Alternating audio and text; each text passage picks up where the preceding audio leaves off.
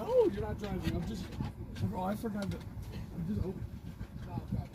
You're not driving. I'm driving.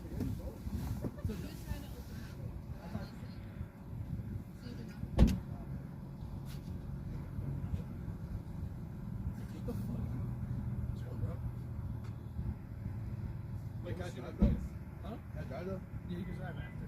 And us? Are you done?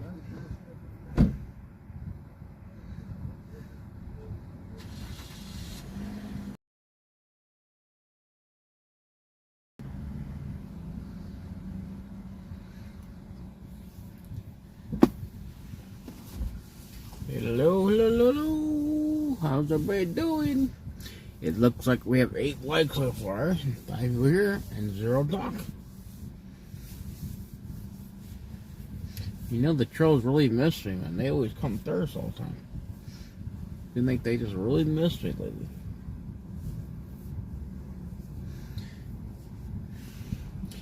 They'd like to make fake accounts like me. Oh boy.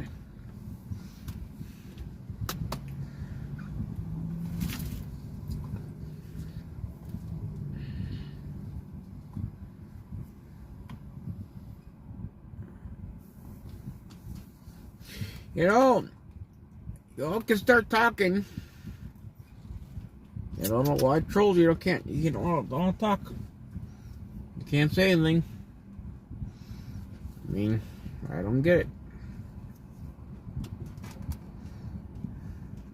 I mean, fuck, you gotta ask every day. Gotta ask your little bitch boy, can you talk? That's kind of really stupid there. And silly that you guys let that guy control you too much.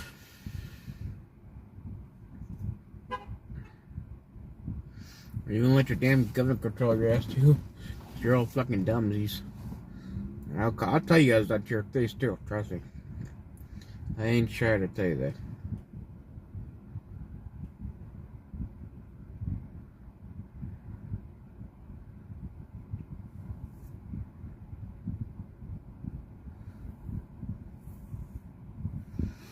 Oh, look what we got here. We got 8 likes and 8 people here. Just be nosy.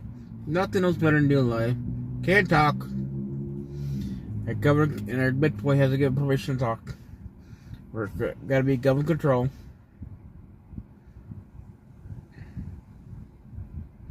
I am not surprised.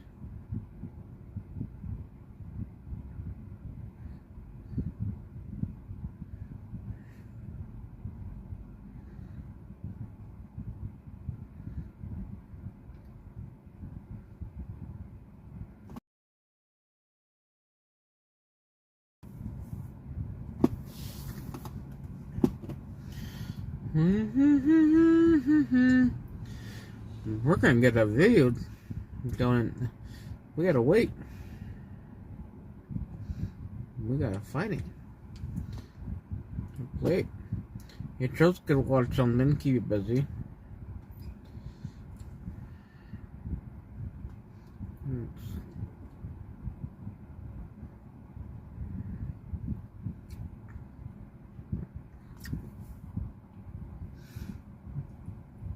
Man, look at that. We have 15 y'all here and 10 likes.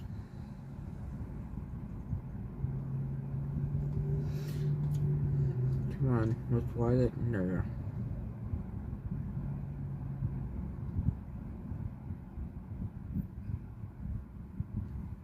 Why is it not showing? I had it saved. Why is it not showing on here?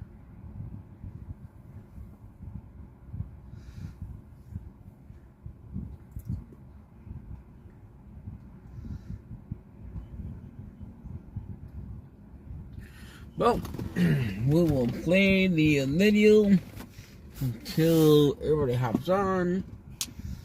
Every month it's the same vicious cycle. Okay, that's why. I get these uncontrollable. Yes, you're gonna look at a hat. You know what that hat's for? That's to hold the phone up there straight. Okay?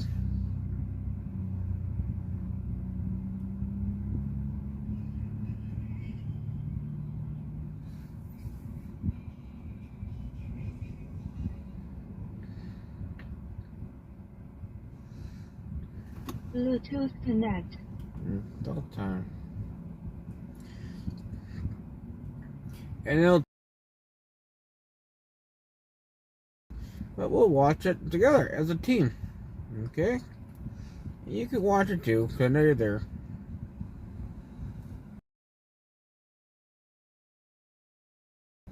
There's one reporter who's been covering it, who has seen from the inside exactly how dark this beast gets. And as the Empire strikes back against Donald Trump inside of the courthouse.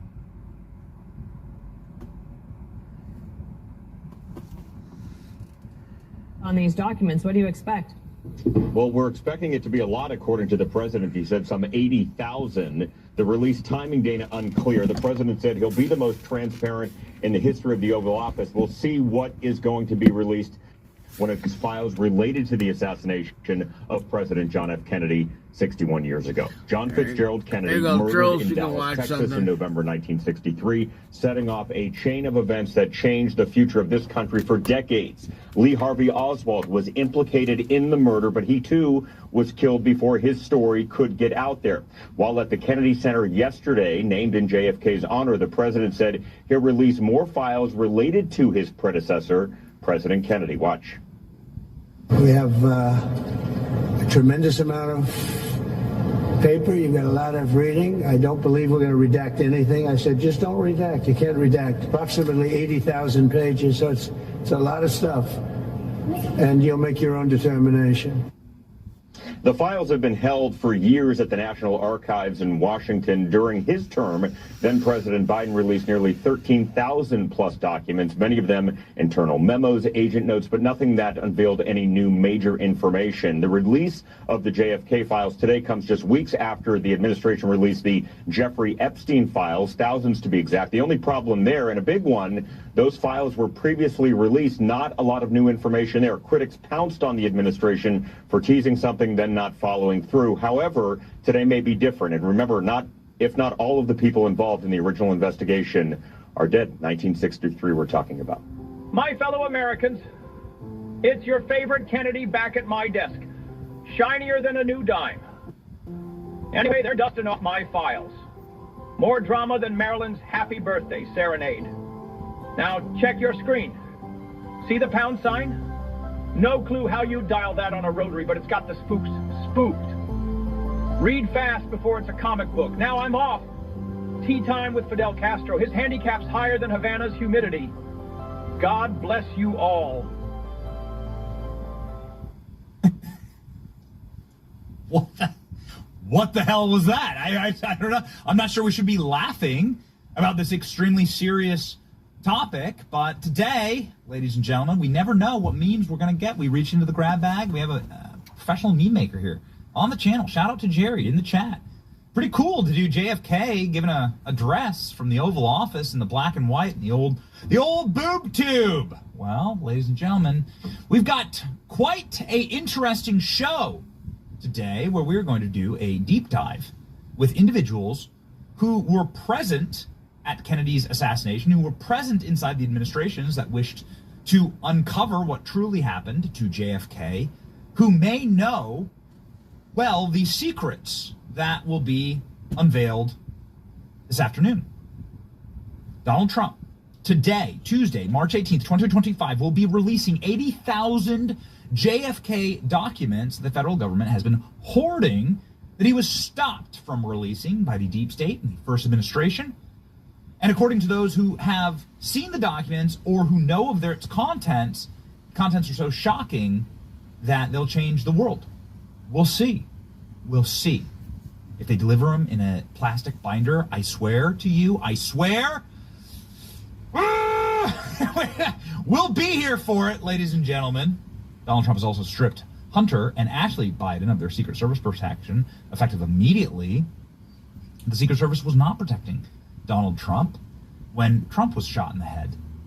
The parallels are chilling. We're going to cover all of it today. We have an amazing lineup, the best lineup you could possibly have for a day like today, where we are going to be unearthing some of the darkest secrets of our nation. Roger Stone, who knows the deepest, darkest secrets about the deep state, Ladies and gentlemen, he'll be live on the show, and he'll be answering major questions about what Richard Nixon knew about Kennedy's assassination. The two were close friends, and it was quite an obsession for Richard Nixon. Many argue that this is why Richard Nixon had the Watergate hoax pulled on him. Tim Burchett will be on the show, our favorite congressman from Tennessee, and Julie Kelly also to talk about lawfare, the deep state. What a show, what a lineup. Ladies and gentlemen, my name is Benny Johnson, and this is The Benny Show. Make sure that as we enter a new era of transparency and American rejuvenation, a golden era, you might call it, of America, that you are ready to seize your opportunities in the golden era with American financing. There's a lot of people who got into high debt over the last couple of years. American financing can help you get out of that debt. Inflation hit super hard, man. Especially credit card carrying balances. The interest rates there can be over 20%. This is the kind of stuff that really holds you down. Make sure that you are relieving yourself from that weight on your back. American Financing can help. They can help you in 10 minutes. Give you a shot at saving $800 per month and unlocking the equity in your home. Their mortgage consultants are on the line now. Call American Financing today and start feeling that relief. 888-528-1219. That's 888-528-1219 for AmericanFinancing.net/Benny. Ladies and gentlemen, we want to unburden ourselves from the lies of, the last 70 years. Perhaps you remember the Kennedy assassination if you were alive, even if you were a small child. People who were around back then, they do remember it. Were you one of them? Do you remember it? Oh boy, commercial. It's mine. The prices blow my mind. I feel so rich. Child. Come on, Charles, People start who were around talking. back then, they do remember it. What's Were you going through one your of little them? brain there? Do you remember it? The reason I'm asking that question is because the past is prologue. History doesn't exactly match, but it certainly does rhyme. And there was a man in the 60s, and there was a man in the 2020s.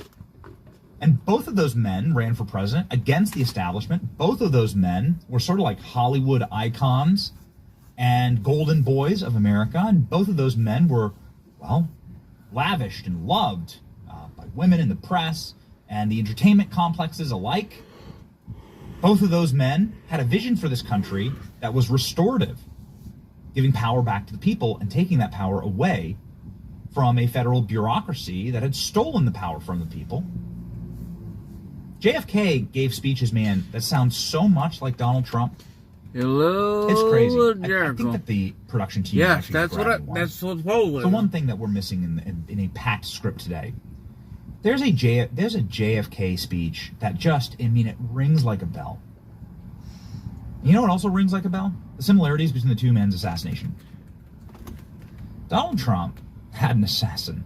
It was so obvious they was literally crawling around on the rooftop. We don't play this clip enough. That Matthew Thomas Crooks was literally on the roof, sitting there in full view with the naked eye. Here's camera footage that's being filmed by an old Android, and you can see him wobbling around on the roof with his AR-15. Clear as day.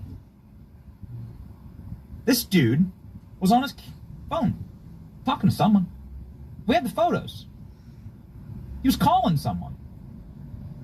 He was communicating with who knows.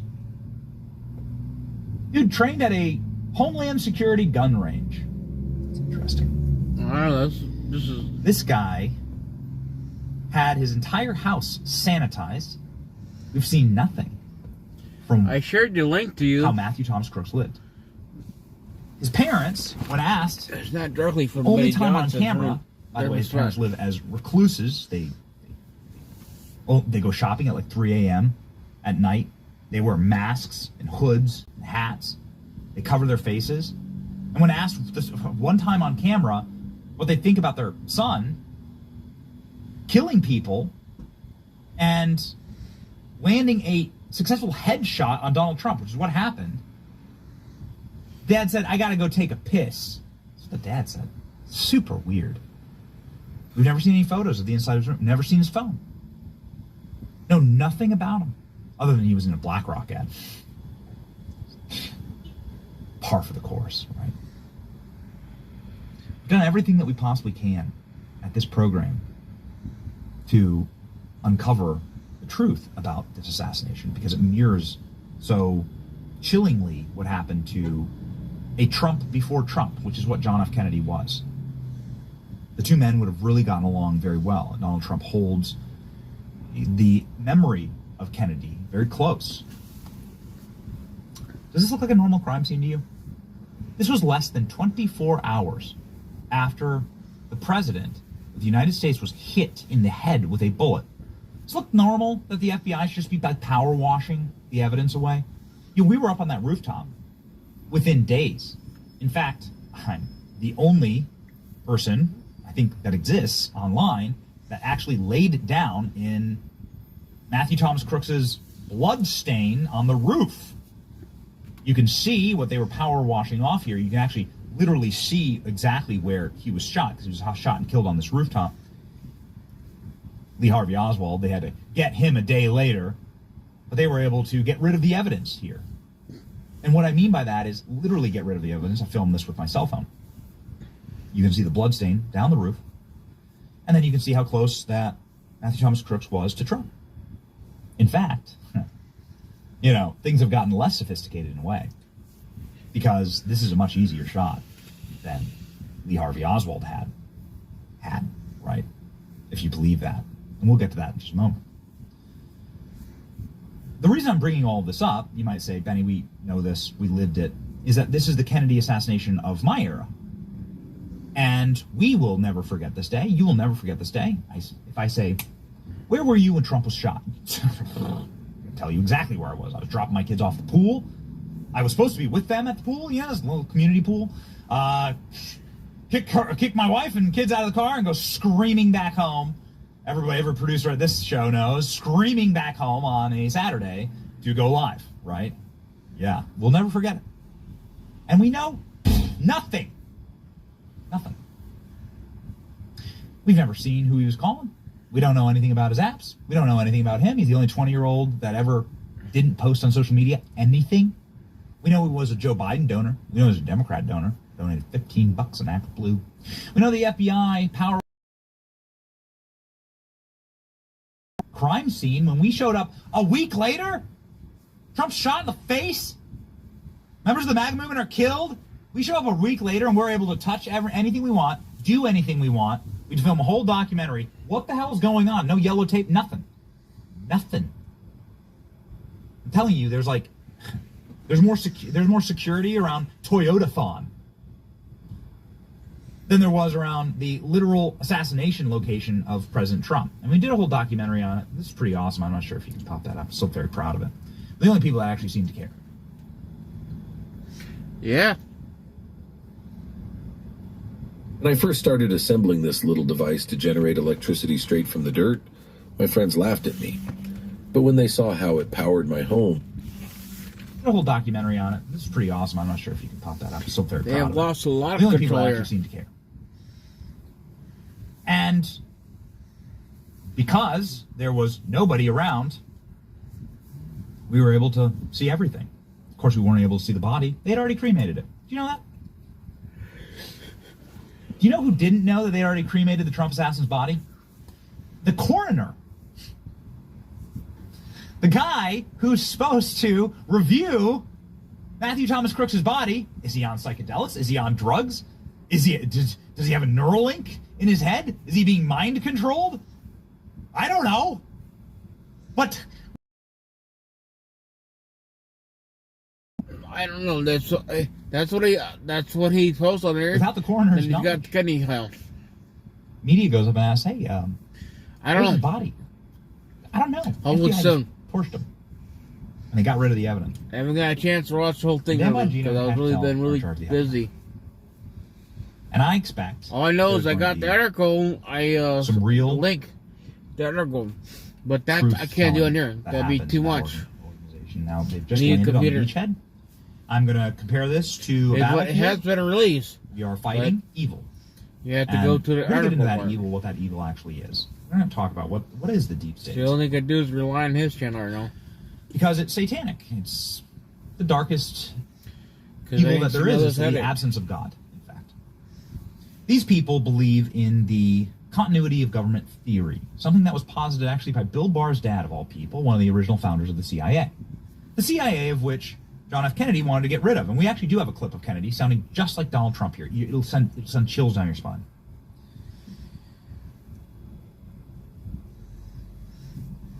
You're welcome. These people believe that the American Constitution and the American Republic is a joke. That we are tax cattle for their adventures abroad. That we are cannon fodder for their forever wars. And that we should have no say in what's actually happening in their government. They call it their government. Trolls. A permanent bureaucracy that sits above the government. That's what they believe. That's their church. That's their religion, these people. Kennedy wanted to get rid of it. Kennedy saw it and said it was the darkest, blackest thing he'd ever seen. And it's time to, and I quote, shatter the CIA to the winds. Do 1,000 pieces. Does this sound familiar to you? For we are opposed around the world by a monolithic and ruthless conspiracy that relies primarily on covert means for expanding its sphere of influence, on infiltration instead of invasion, on subversion instead of elections, on intimidation instead of free choice, on guerrillas by night instead of armies by day. It is a system which has conscripted vast human and material resources into the building of a tightly knit, highly efficient machine that combines military, diplomatic, intelligence, economic, scientific, and political operations. You just described the deep state. We don't need elections. We select our candidates. We don't need free speech. We censor our enemies. We don't need to send armies in. We'll just kill people in the dark of night. Man, they really did kill these two guys. They tried so hard to get Trump, and they got Kennedy. And we know this. The similarities are stunning between Kennedy and Trump. And the process, the operational process to get rid of them, the playbook, remains the exact same. The threat to the deep state, to the forever extension of power, the permanent bureaucracy, call it what you will. Unified theory of government is the fancy word for it. Deep state is the more nomenclature of the plebs way to say it, but whatever it is, whatever you want to call it. These people were threatened by both Donald Trump and JFK. There's a pretty remarkable clip from Tucker Carlson where he explains exactly how this operation happened inside of the CIA. And before we get into the Kennedy assassination itself, Just get I'd like to it. maybe zoom in a little bit on who benefits. You know, who benefits from having Kennedy killed? And I think the cui bono here, the Latin for who benefits, is the most important question.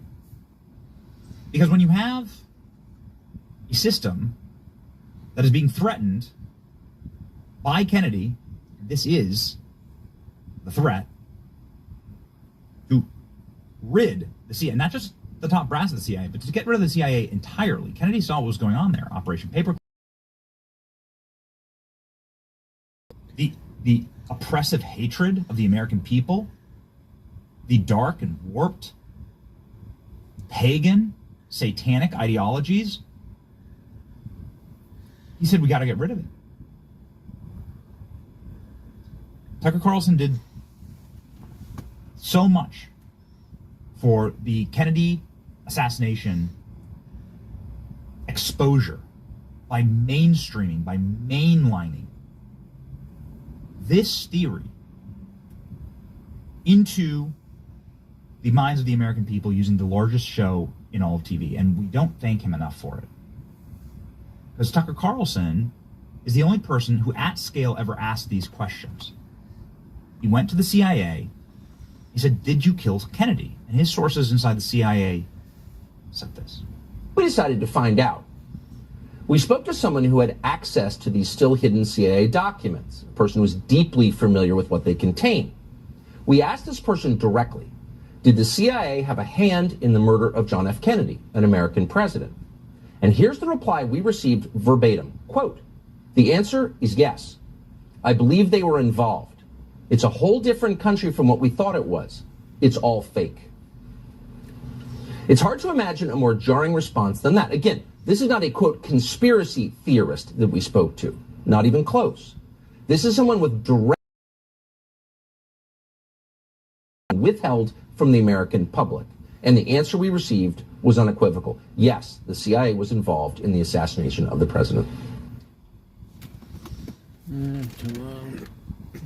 You want us to get filthy rich so that we can invest in your funds, so that we can keep getting more money.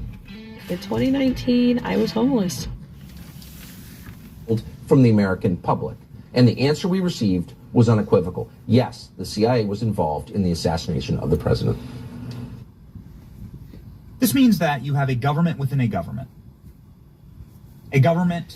that sits atop our elected republic, that has the power to kill at will, that has the power to delete evidence, to power wash the roof. Who has the ability to order Jeffrey Epstein's death in federal prison? Ask yourself that. Who has the ability to do this? You know, since we've lived in this time, and I just want to draw the parallels through and say, wait a second. Let's look at the ties that bind here to the Kennedy assassination and the Trump assassination. Who remains in power? Who has operational control of these crime scenes, both of them, and has remained as a unified, if not a much larger and more powerful bureaucratic behemoth? Federal law enforcement. Who has the power to spray wash a roof 24 hours after a man landed a bullet successfully to President Trump's head, killing members of his political group? It's amazing talking to the scientists when you get a situation like this, because these guys are no bullshit. That's why I find it so remarkable that the coroner there in Butler County, Pennsylvania, was like, "Where's his body? I didn't have his body. Where'd it go? Oh, it's been cremated? That's insane. I have the legal right to that body. Why did that happen?" These guys are very ones and zeros, right? It's extremely binary. When we talk about the JFK assassination, what you should look at is the doctors. You should go to the experts, like Dr. Cyril Weich. Dr. Cyril Weich is an American forensic pathologist. He's the president of the American Academy of Forensic Scientists and the American College of Legal Medicine. He headed the board of trustees for the American Board of Legal Medicine. He's a medical examiner for a large area. Ladies and gentlemen, he is a man with impeccable credentials. As we were doing research for the show, I just could not believe this clip of this doctor breaking down the theory that holds the entire JFK assassination together. It's called the magic bullet theory. It's the theory that one bullet made 7 wounds, broke 3 bones in 2 men.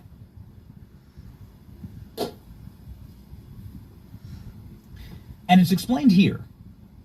Because we were looking for, we do like 20 hours on this, and you can find 20-hour lectures and documentaries on the assassination of JFK.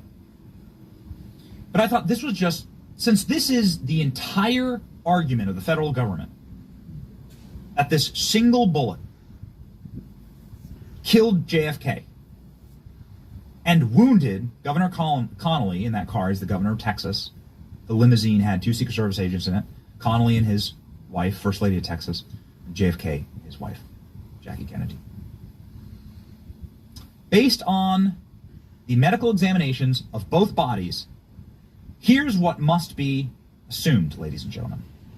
Let's let Dr. Cyril, one of the most credentialed scientists that you could possibly ask for, explain what the government is asking us to believe. Crooks.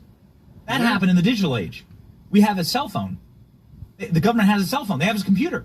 They have his home. They have it was all on camera. Like it was in 4K. It was being broadcast live. So we still know nothing about that. So put that in a box. Here's what the government's asking us to believe about the assassination of JFK. Let's go. Here is a diagram. It is their diagram, not mine. You can see in the figure to the left, you see the tracheostomy, the curvy linear structure up there in the front of the neck. And then you see over on the right-hand side, the bullet wound. And then on the upper right, the back of the head, you see what was a bullet wound. Here are the wounds in Governor Connolly. A wound went into the right posterior axillary area, which means behind the right armpit. Exited, go to the figure on the left, exited below nipple level. Do you remember where Connolly was holding that Stetson hat? Here, right? Okay?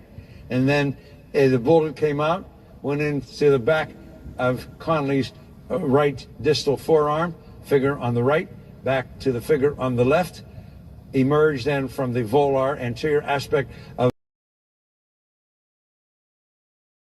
the left thigh, okay? Now, they soon had a problem, one hell of a problem. They got the alleged murder weapon, the Mannlicher Carcano, considered by every long gun expert to be the most inferior weapon of his genre developed anywhere in the world. And they had one hell of a problem, because it was determined that Connolly was hit 1.5 seconds after Kennedy had been struck.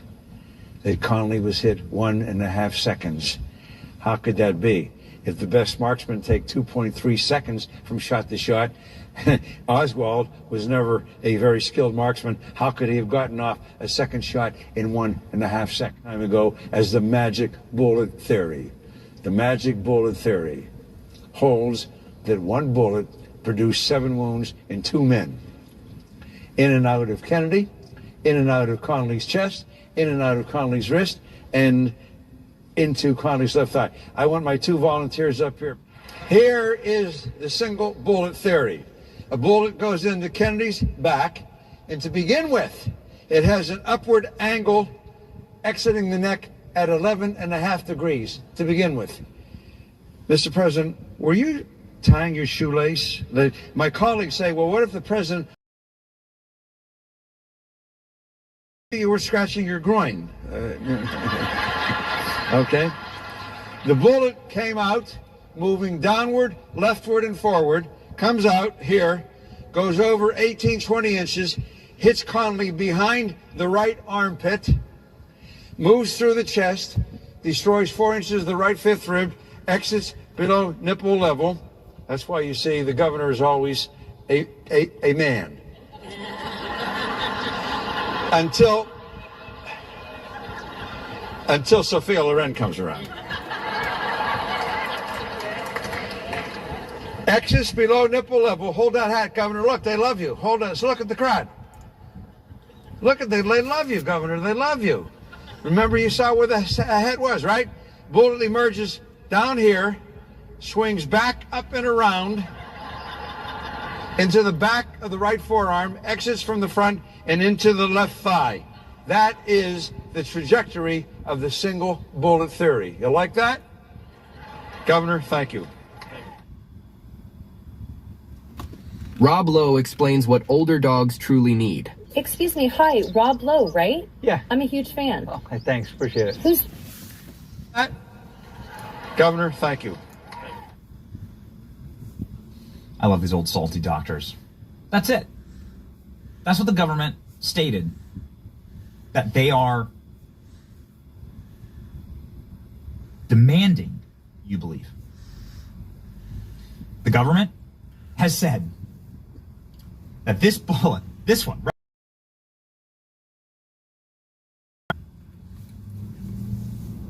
is the one that broke ribs, broke wrists, shot through 2 men, 7 wounds,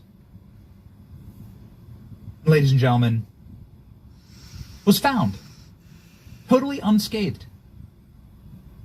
Now, anybody who fires any weapon at all understands that shooting a bullet through a plastic water bottle will distort the bullet.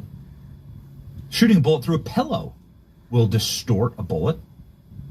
There is no scenario in which a bullet smashes bone and rib and bodies and comes out looking like this. Not true. It's a lie. And you could go down this rabbit hole for so long, and you could go so deep on this thing. But I feel like sometimes it's just easier to simply, like, on its face, take the biggest lie, break that down, and just say, here it is. It's over. That's what it's not real.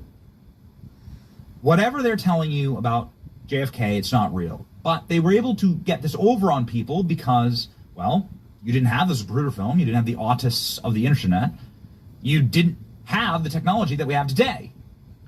When you apply the technology today to the official story that the government's not working for Ukraine, we promise. When you apply technology that we have today to the facts, you get something very different, especially with Kennedy. Here, ladies and gentlemen, a brand new model of what the government asserts is the official story. The experts told you so, and the experts also told you that COVID came from Chinese people eating bats and pangolins. Here's what they said.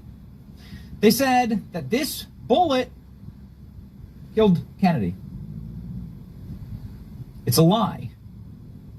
It's not the only bullet, by the way. There were multiple people who were shot that day. It wasn't just Kennedy and Connolly. There were bystanders. At least 3 bystanders got hit with bullets.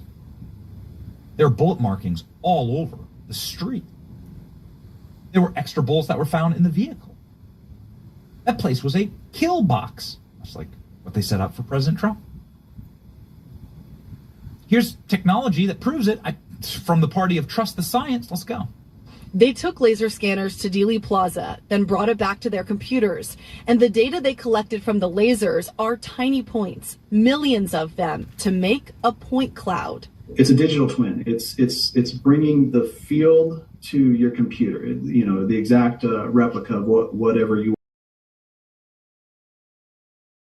saw on camera may or may not be accurate.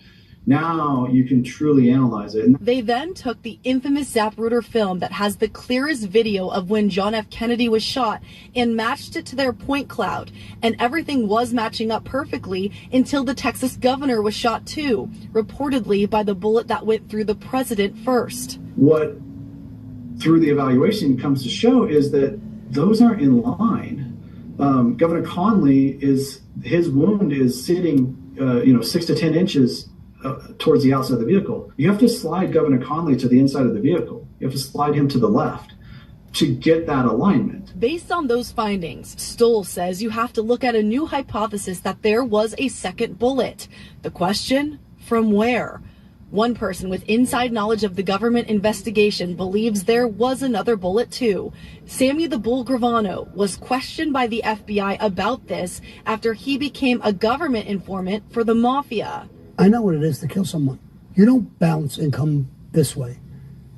When you bounce and come this way, you got hit in the front with a bullet, another one. So you think JFK was struck from the front? It was, you can see it. That went in, and that's from the grassy knoll. Sammy said he is sure, however, there were no mafiosos on the grassy knoll.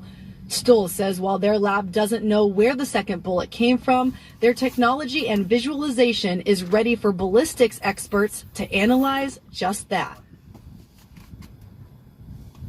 Let's get fiscal. Lesson 2, credit card combat. Getting your finances together? Learn to master your money with Credit Karma today for a stronger tomorrow. Is ready for ballistics experts to analyze just that.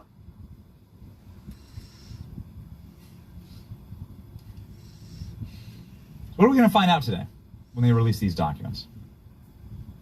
Everyone's seen this Zapruder film. Everyone's seen this footage. We have to be... Yeah, okay, all right. Well, my producers are saying that they've cut it or stopped it right when the bullet enters Kennedy's head. But you'll see that his head goes back into the left. Anybody who knows anything about ballistics, physics, forget firearms, just basic physics, will tell you about properties that are in motion, that remain in motion, will tell you about the power, the vectors of power passing through stationary objects, how that has a force on those objects, and how the head that is being shot from the back will not jerk in the direction of the bullet. It will follow the energy of the bullet. Kennedy's head goes straight back. Kennedy was shot from the front, from the side, from the front, from the side, from the right, from the grassy knoll. Now, the original witnesses to all of this, they said, man, we've seen like dudes with guns on the grassy knoll. There was like creepy individuals like wearing black that were on the, like that were there at the fence line. You could see the smoke. You could smell the smoke. People saying I got shot. Like there were other people that went to the hospital with bullet wounds that day. The initial reaction to the Kennedy shooting, and there are photos of it, was to immediately run to the grassy knoll. The video cameras and photographers and journalists that were there, that's what they look like. Everybody was facing the direction right there, that ledge. Everybody was facing that direction. It's amazing how the people who were there at Daley Plaza that day, many of them died under very strange circumstances. Many of the first-hand witnesses, died very soon after, along with the lone gunman, Lee Harvey Oswald. A total doofus who did have CIA connections, who had been to Russia and Cuba, was a terrible marksman, using a terrible gun. Like one of the single worst guns available, certainly for accuracy. An Italian-made piece of garbage. Fired the rounds within the 1 second interval, as we've been talking about, of which the governor and JFK were shot.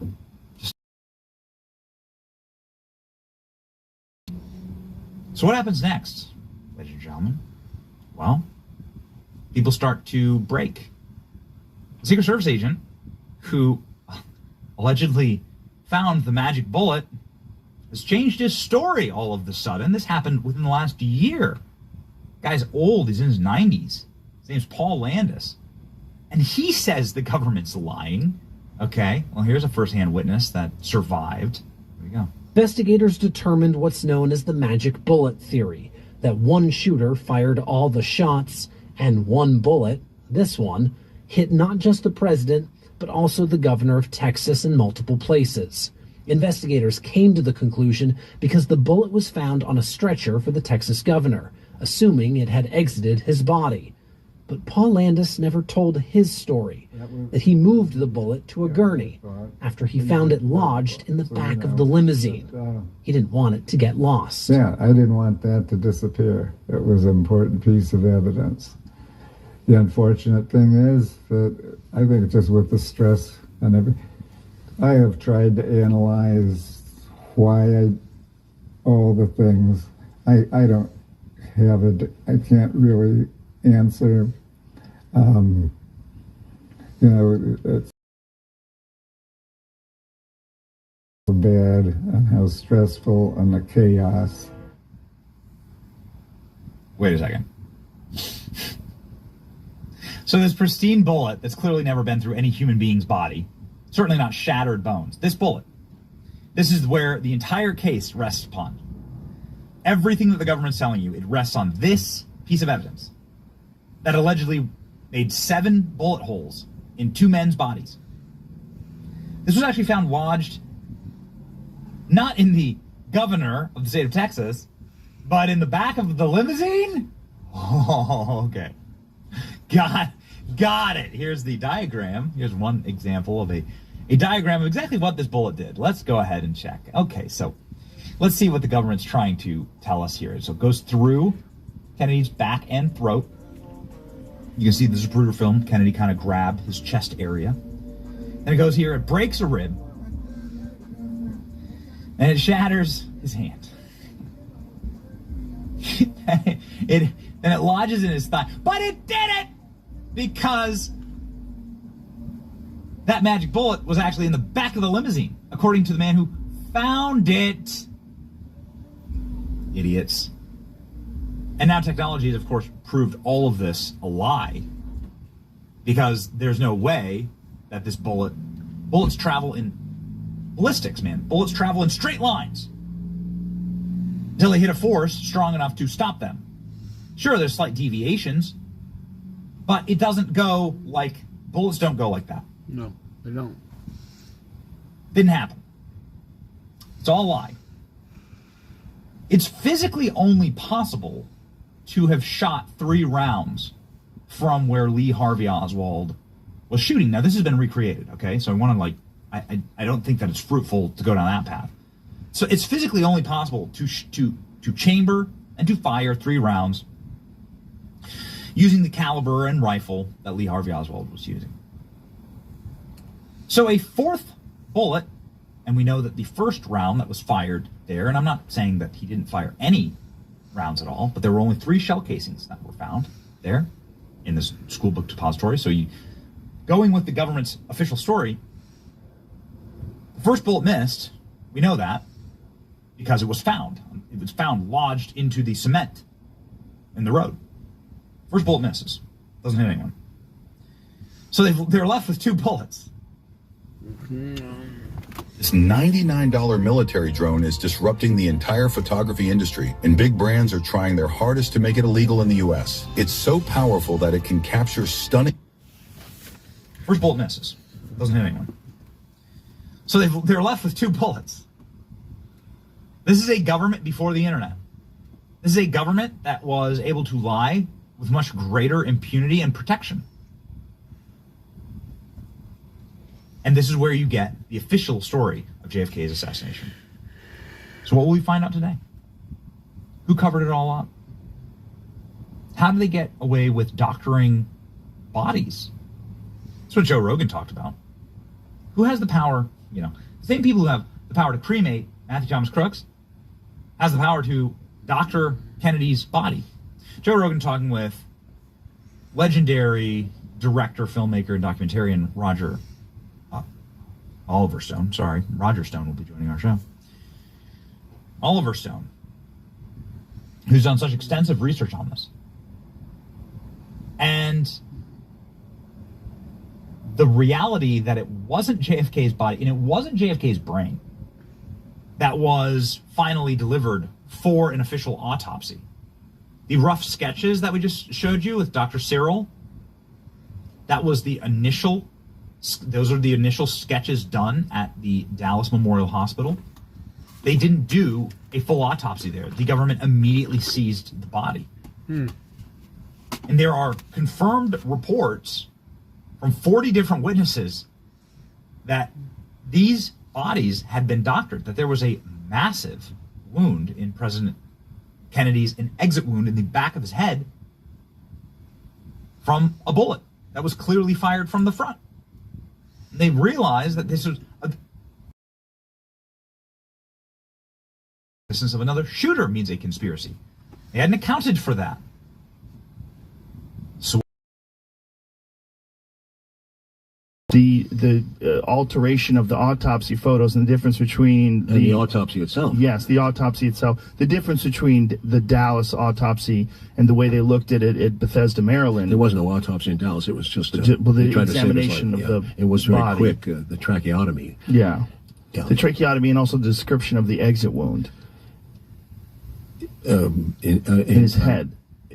Well, that comes out later. Yeah. Although some people didn't see it, but 40 people. What the ARB did, thank God, was collect all the people who saw the rear exit wound, and it was huge. We showed the film in the film. We showed the 40 people who saw it. What's really crazy you document in the film was the fact that it wasn't really his brain. I was going to go to that. Yeah, please. The brain that they had used as a piece of evidence that this was Kennedy's brain had clearly been in formaldehyde for at least 2 weeks. Yeah. Well, I'm so glad our documentary, and this is James D. Eugenio who wrote it. He's really the guy who reads everything, remembers everything through all these years, and there's 1 million documents. We drove a stake through the magic bullet. That's clear. There's no chain of custody. The FBI lied. They also, in the matter of the autopsy, the brain is intact. And it was photographed as such. Whereas it's impossible because the brain was seen. You see it spraying out in the car during the Zapruder film. You see it. The nurse Audrey Bell is talking about I can't remember the medical term, whatever it's called. It's spilling out on the floor of Parkland. Yeah. And when they weigh the brain, as they do in an autopsy, it comes out normal.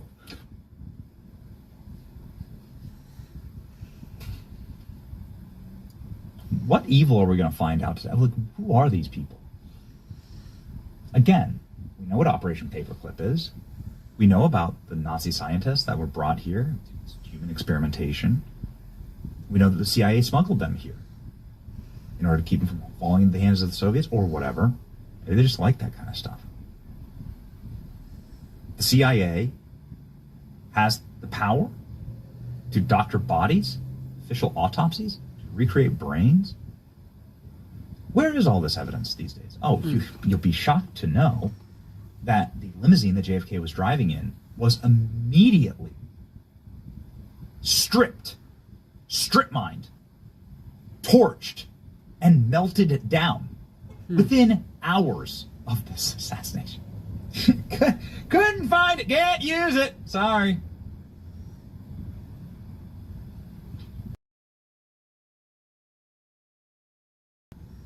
Have lost their lives in very mysterious circumstances, including a man who was shot in the leg at the exact same time. Again, let's establish the fact pattern here. The existence of one more bullet means conspiracy. That's all you need. One more bullet. That's why everything hinges on this magic bullet, which the Secret Service agent who found it says it's bullshit. I found it in the back, lodged in the back of the car. This is how weak this case is. This is how long they've lied, the American people. They died. This is the damn bullet. I mean, look at this thing. And this is how little it stands up to actual medical scrutiny today. Forensic pathologist looks at the alleged scans of JFK's brain and, let's just say, blows our minds. Do you intend me to bear children? I don't understand the question. You don't understand? You're getting on my nerves. Do you think if I was uncomfortable with the idea?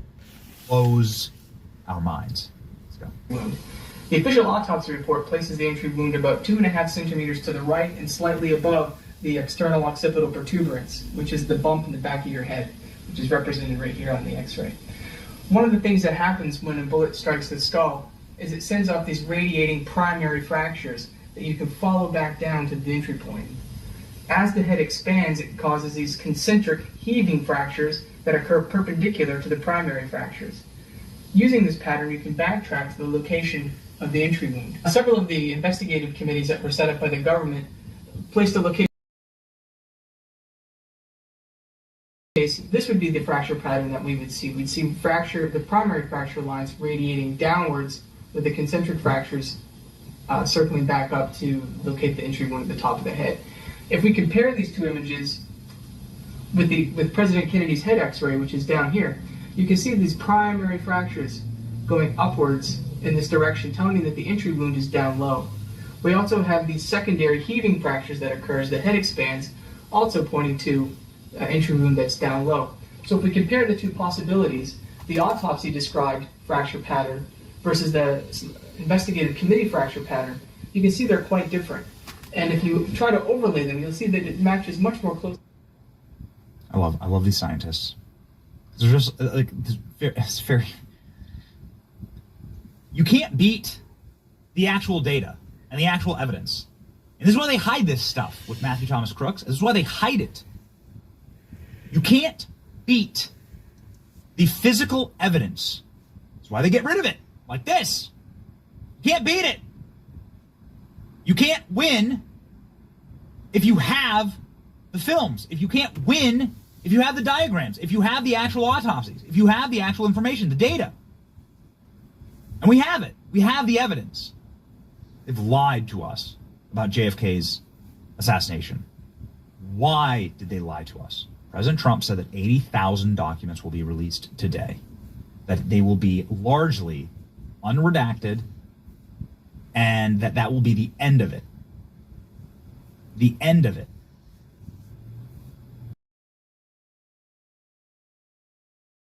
Who's seen these documents already is Donald Trump. Judge Napolitano, speaking to Donald Trump, said Trump told him what was inside of these documents was so dark that he wasn't allowed to release it. What will we find out today? There was only one man that I would trust in asking about subject matter like this. There's only one man who we believe would be a truth teller on subjects of this magnitude and weight, and that would be the great congressman who spits absolutely pure fire and honesty about our federal government, Tim Burchett from Tennessee, who joins us live right now.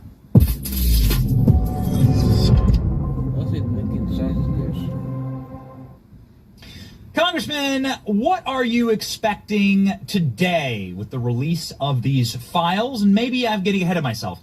Do you believe the official story about JFK's assassination? No. I've got one of those Italian carbines. It's called a Mannlicher. It's wooden stock. You could have gone into a Western Auto and bought an M1 carbine with a sniper, for a sniper rifle, basically, in those days, for about, I don't know, $35, $40, something like that. To do a Mannlicher carbine, and that was written up, and I remember we had one. I remember my dad shooting it. It was so rickety, but it was written up in a magazine one time as the only gun that never won a war.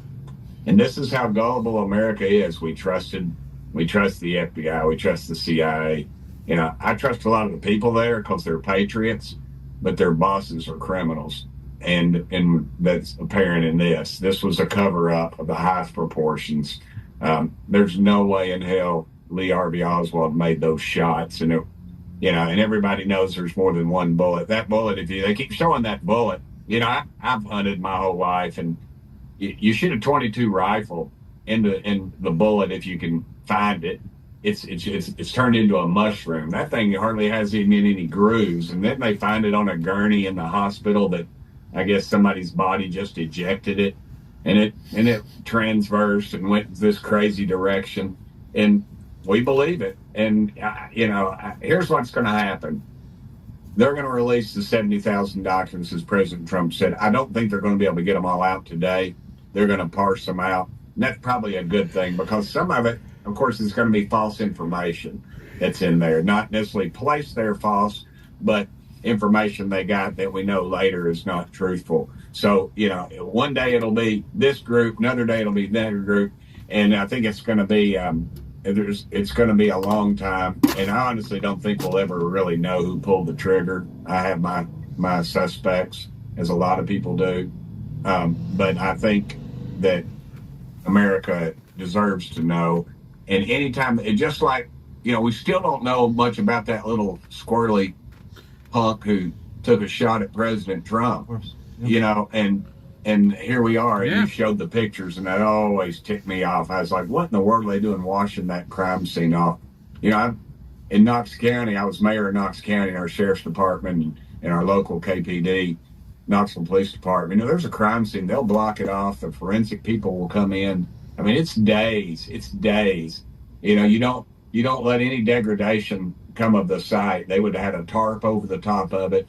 And what is the FBI doing? They're hosing it off. You don't know the blood. I've seen pictures of, allegedly, some folks that I may or may not know that took some pictures in the blood train and trail and where it went. And a lot of things can be told by that maybe you and I as civilians wouldn't know.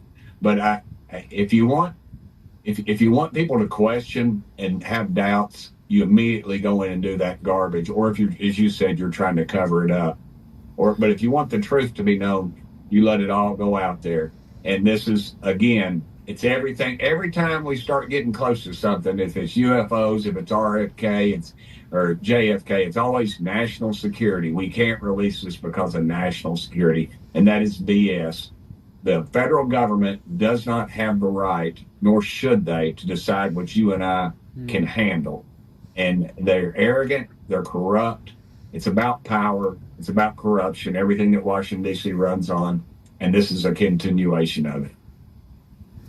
Well, get rid of their ass then.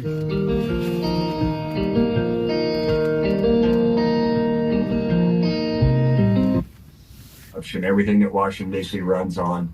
And this is a continuation of it. It's interesting that you brought up this point, because the entire first half of the show, we were talking about the similarities between Matthew Thomas Crooks, Lee Harvey Oswald, between these two shootings, between President Trump and JFK. And the destruction of evidence is one of those big similarities. And they cremated the body. They cremate the body without the coroner even knowing in Butler County. Butler County coroner goes, "You did what?" The FBI said, "We set it on fire." And he said, "That's my jurisdiction. I actually have control of that body." And we've seen nothing. Have you seen any? You're a member of Congress. You can subpoena things. You're on some pretty powerful committees. Have you seen an autopsy? Do you even know what that kid was on? No. And I'll tell you one other thing. I don't read a lot of books outside of the Bible, and I don't read it enough, obviously, because of my chosen profession. But it's called I Heard You Paint Houses, and it's about the guy who allegedly shot Jimmy Hoffa. And I don't know that he really did it or not, but he was close enough. But he had made an interesting statement. He said there's always efficient, and not his exact words, I'm adding that. But you look at all of them. Look at shot Martin Luther King, just an old thug, local criminal, and they caught him in London, England, and this was in '68. RFK, this Saran, and he's allegedly doped up. He doesn't even remember it. Lee Harvey Oswald, loner, Marine, sniper, went to Russia, maybe contacted communists down in Mexico at the Russian embassy. Just all kinds, and whether that's even a legitimate photo right there or not. It's beyond belief, but we accept it because we are trusting people, but not anymore. They have not given us a reason to trust them, and we should question everything. And I don't care who's in the dadgum White House. You finally got Trump in there, and God help him. I hope he stays healthy, because he is turning over a lot of stones. And that's why Doge is going to, ultimately, I think if it fails, is because of both parties are going to do it in, because they're getting too close to home. We're cutting in on somebody's cash cow, and And that cash cow is mooing a little too loud right now, and America knows it. And I hope we keep the pressure on all this stuff. Disclosure, don't get distracted. Stay on point. Get this information. Representative Luna, she chairs all the disclosure we can get. We're going to push it as hard as we can. But when America gives up on it and gets, I used to say when I was in the Knox County Mayor's office, I said, boys, there's going to be another wreck on the interstate tomorrow, and people will get distracted. And so let's keep on point. So it's very interesting because doing what we do for a living, Congressman, there is no lack of appetite.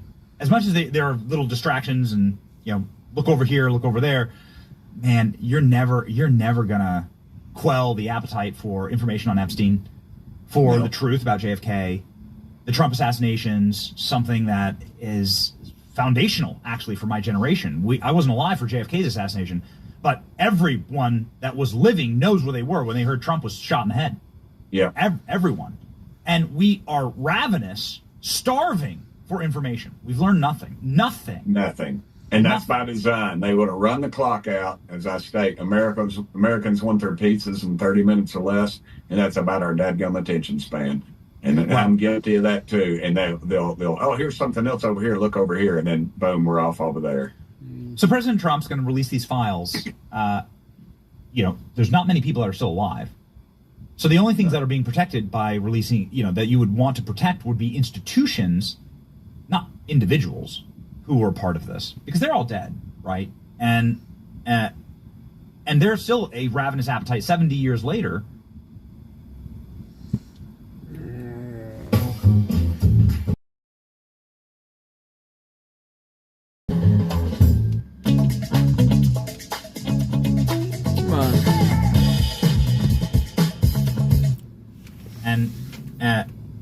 And there's still a ravenous appetite 70 years later, 60, 70 years later on this, on the JFK assassination. Yep.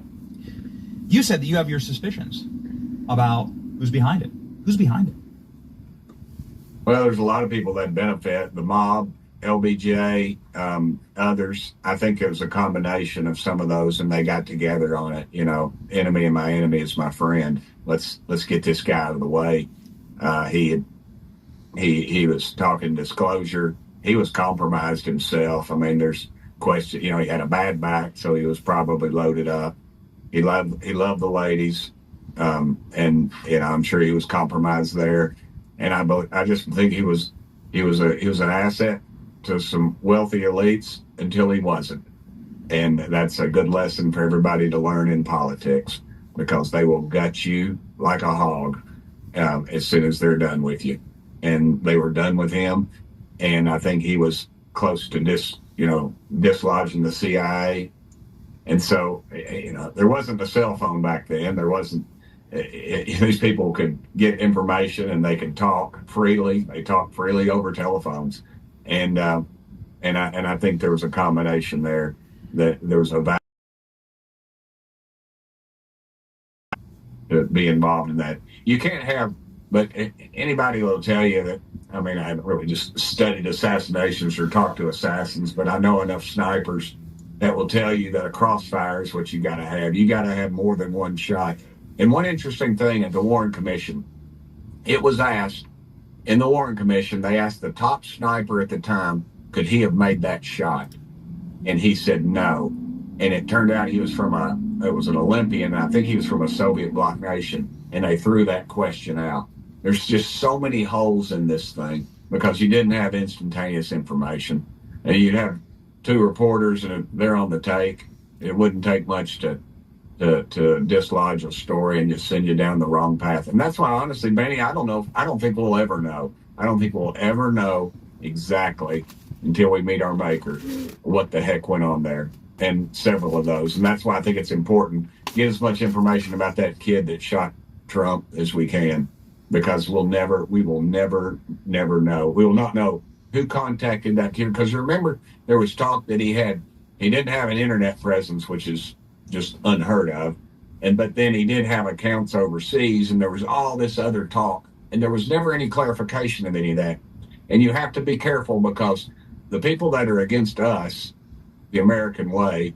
They will dislodge the truth by interjecting falsehoods, and then we go down those paths. So until you see it, I wouldn't trust it.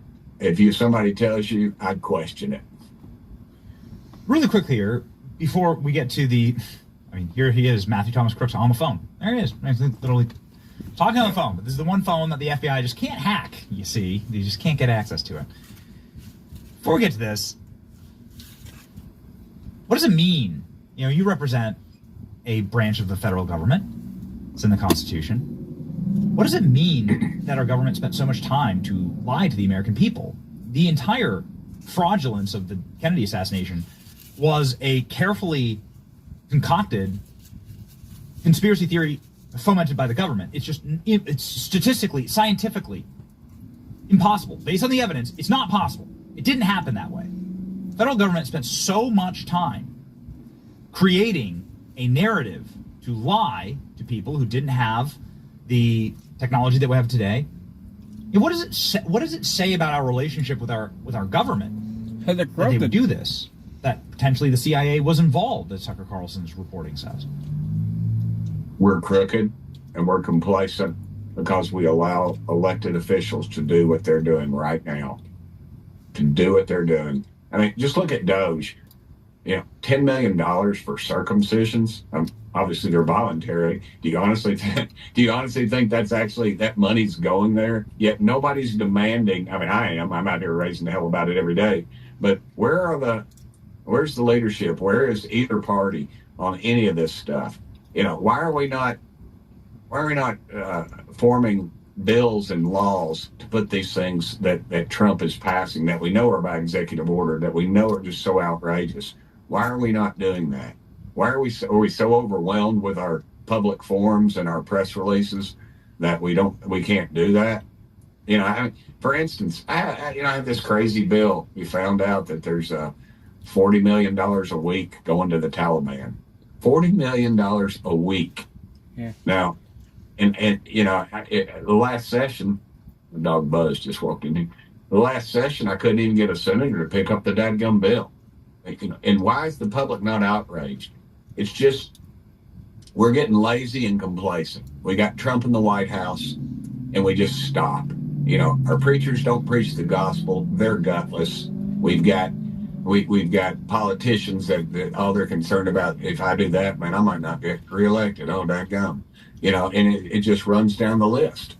And we're on a grease pole right now, this country is, and we better wake up, because you will see if Trump is not successful, it will be the end of America as we know it, I feel like, because they're just ganging up. You hate seeing your stomach looking like this, and you want to, if you suffer from bloating, persistent coughing, or try crazy gimmicks to... They're just ganging up, and both parties will.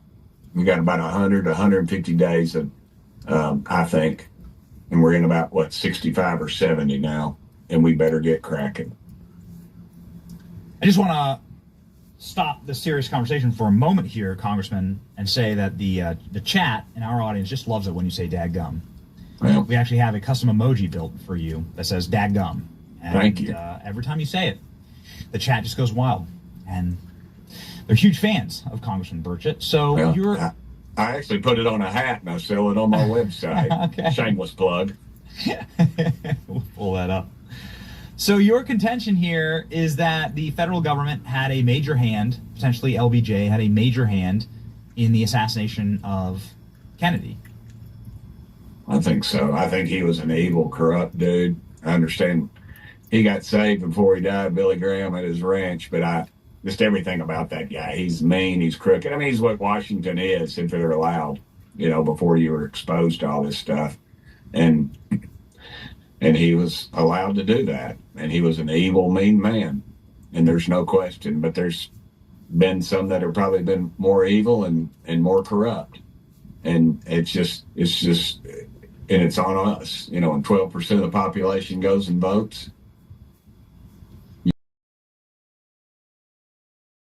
Do you think that the CIA was involved in the... They had to be at some level.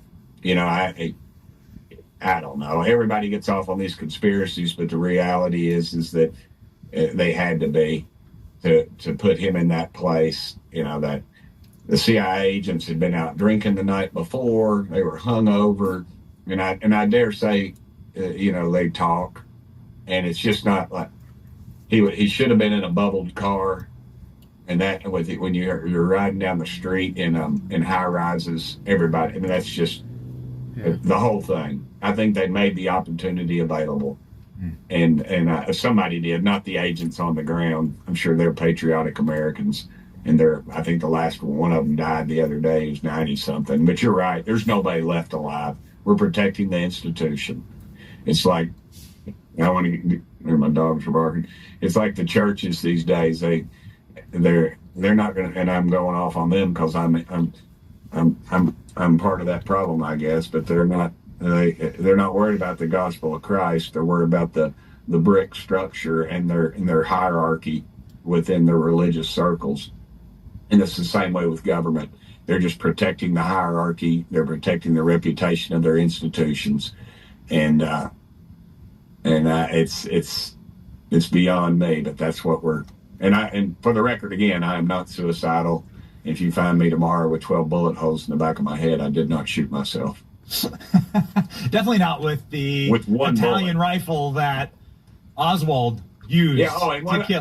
One other thing: the gun they show holding up is a Carcano Model 38. Carcano. Yeah. So everything about this just stinks, and it's. I don't know how we'll ever get to the bottom of it. And because when this evidence comes out, you watch 70,000 files. There'll be so much in there, and people will be chasing so many rabbits. It'll be the last man standing who gets to the last piece of information, can piece it all together. But we're not talking 70,000 pages. We're talking 70,000 files. So you don't think you don't think they're going to actually give the truth, even with all the full declassification? I think it's in there. You just got to piece it out. It's like they used to say, Michelangelo or somebody look at a block of marble and say, "Well, it's in there. I just got to chisel it out." That's my way of saying, "Dadgummit, it's a mess." Final question, Congressman, because you did just bring up you're not suicidal. The similarities between these cover-ups, man. I mean, you can see the documents where the FBI is protecting Epstein as a that dirtbag. Yeah. Oh, yeah. They used him. Again. They used him. Everybody thinks they're invaluable until they're not. And, I remember I tweeted out, I was down at the beach in Florida, and I tweeted out, and I said, I hope he isn't suicided. And 15 minutes later, one of them said, "Boss, you're a prophet." I said, "What?" I said, "Epstein just offed himself." And I said, "The hell he did." I said, "Let me guess, he hung himself in a jail and nobody saw it." And they said, "Yeah, how'd you know?" And I was like, that's another deal. I mean, that's just, nobody buys that. But the thing is, we're so complacent. We don't demand, it's freaking New York. Who'd have thought there'd be corruption up there? Yeah, well, it's just the same parallels, right? It's the same thing with Matthew Thomas Crooks. It's the destruction of evidence. It's the withholding of evidence. It's the cameras were turned off. We can't give you the official story. We can't give you what actually happened. We can't hand you the evidence. And so we're going to lie to you and hope it goes away. And I really just hope it doesn't go away. And the one lone attempted assassin, think about it. The guy that shot Reagan, I mean, everybody saw it. They knew it was him. And he was allowed to live. He's free now. Yeah, he's out now. He's out. He's on a book. He's a musician now. Yeah, he makes albums. He's having a good time. Shot Reagan right in the chest. Don't drink her blood. It is riddled with STDs. Quinn froze, shocked by what the voice in his head told him.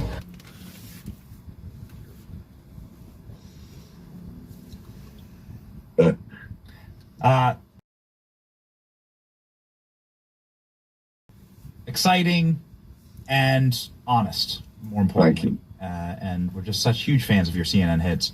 We didn't get a chance to play the newest one, but man, you just give them a whooping And this morning, it's called a Tennessee dog whooping. I don't know about that. A blind hog gets an acorn every now and then, Benny. You're very kind. I don't know why they keep having me on. I think it's a therapy session. I think we got to take 15 minutes. We're going to abuse this poor knucklehead from Tennessee for 15 minutes. I walked out. I'm in my new office. My wife is just like the queen bee of decoration. I would spin it around and show everything.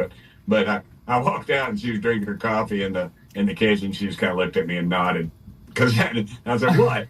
The thing is, every time I'm on CNN, those radicals all over the country, they call my office and yell at the girls in my office, like, how tough is that? They remind me of little punks when I was in school that throw a rock over the fence and run home and hide behind their mama's skirts. That's what these liberals are. We got to take it to them, man. Take it to them. That's right. The truth, baby. That's where it's at. Ladies and gentlemen, you can see the post right here. It's on our timeline. Go check it out. Tim Burchett. Man, this was an absolute flamethrower. Congressman, always speaking truth. We're very thankful for you. Follow Tim Burchett, who has 260,000 followers now. Holy moly. Thank you, Benny. Gone viral. Thanks for getting me there, brother. You've gone viral, Congressman. Yeah, I know. We love that. This audience absolutely loves you and stands with you. Godspeed. Dadgummit, Benny, thank you, man. You're a godsend for this country, man. I'm out. I have a lot of rural folks. I know y'all listen to me and think, gosh, this guy must have been Ivy League educated or something. But no, my folks love you. I seen you on the Benny show. It's like I seen you at the Walmart. But but they love you, brother. Thank you for what you do for this country, man, and thank you for being a good dad. Yes. That's actually the most important work for the country. Number one. You can't have a good country without more Americans and good Americans. That's right. I saw J.D. Vance at something. The guy's got some like evil mind where he can remember people's names. He's met me like once, and he says, "Hey Tim," we're talking, and he was leaving this thing. He said, "I got to get something with my daughters. They're having or my kids. There's some. It was back during Christmas. They were at some Christmas." I said, "Dude, get out of here." I said, "That's what's," and he agreed with me. So I dig that. So thank you, brother. I dig that. All right. Thank you, Congressman. Godspeed once again. Thank you for being a truth teller. Maybe the only one. I don't know about that. Thanks, brother. Love you, Benny. Just like we're getting fucked over again. Whew, ladies and gentlemen, we got Roger Stone coming up in the bullpen. We're very, very excited about it. We also are excited about this brand new year. I do have 4 kids. I do want to stay in shape for 4 kids under 4 and under. Got a 4-year-old, 3-year-old, 2-year-old, 1-year-old. Whew, it's a lot of work, ladies and gentlemen. Sometimes I don't get enough time outside of the studio to be with the family and certainly to eat healthy. But Field of Greens is how I get my daily fruits and vegetables. It's how I feel healthy and have better gut health. Rocking on this program. Ladies and gentlemen, make sure that you are not part of those Americans who have a 24-year low level of confidence and energy. Make sure that you are being healthy with Field of Greens from Brickhouse Nutrition. Go to fieldofgreens.com, code Benny, fieldofgreens.com, code Benny, to make sure that you are getting your doses of fruits and vegetables, energies and vitamins, and that you are living your best life. Ladies and gentlemen, somebody living his best life who was also on CNN once during an early morning raid that CNN just magically happened to be stationed outside of his house is the great Roger Stone. Roger Stone, somebody with personal knowledge about what actually happened to JFK on that dark day in American history. You could say he wrote the book on it because he actually did. Roger Stone joining the program live now.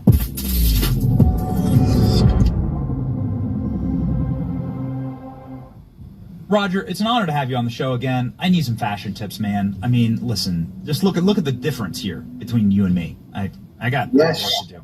Yes, you do. I got work to do. But that's not what this show is about, Roger. This show is about who killed Kennedy and why. And you, as somebody who literally wrote the book on it, I think we should just put it up right now.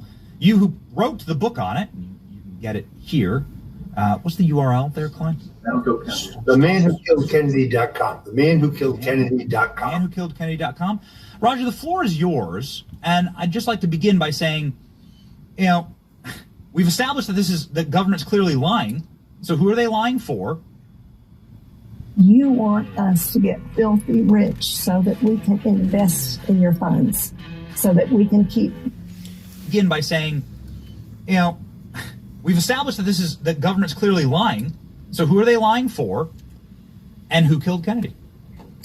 Well, Benny, first of all, there are a number of elements of this. By the way, I love Congressman Tim Burchett, but just to be clear, John Hinckley Jr. was crouching in front of Reagan, got off 4 shots, all accounted for. Reagan was hit from behind and above. Undisputable. My next book. The Kennedy question is a complicated one because it involves, I hate this word, a conspiracy that included the Central Intelligence Agency, Big Texas Oil, the Mafia, but the linchpin in it, the common factor, is Lyndon Baines Johnson. He's the man with the greatest motive because he's under investigation in the Bobby Baker investigation and the Billy Saul Estes investigation, 2 enormous scandals of the 1960s.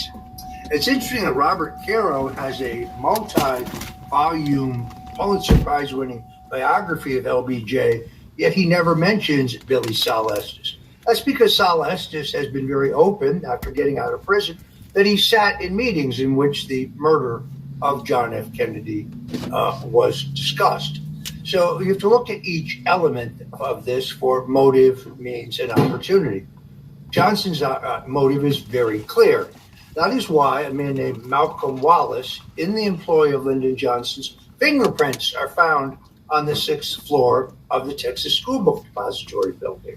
And at least 6 witnesses tell either the FBI or the Dallas police that they see a man in the window of the 6th floor who meets the physical description of Wallace, not Lee Harvey Oswald.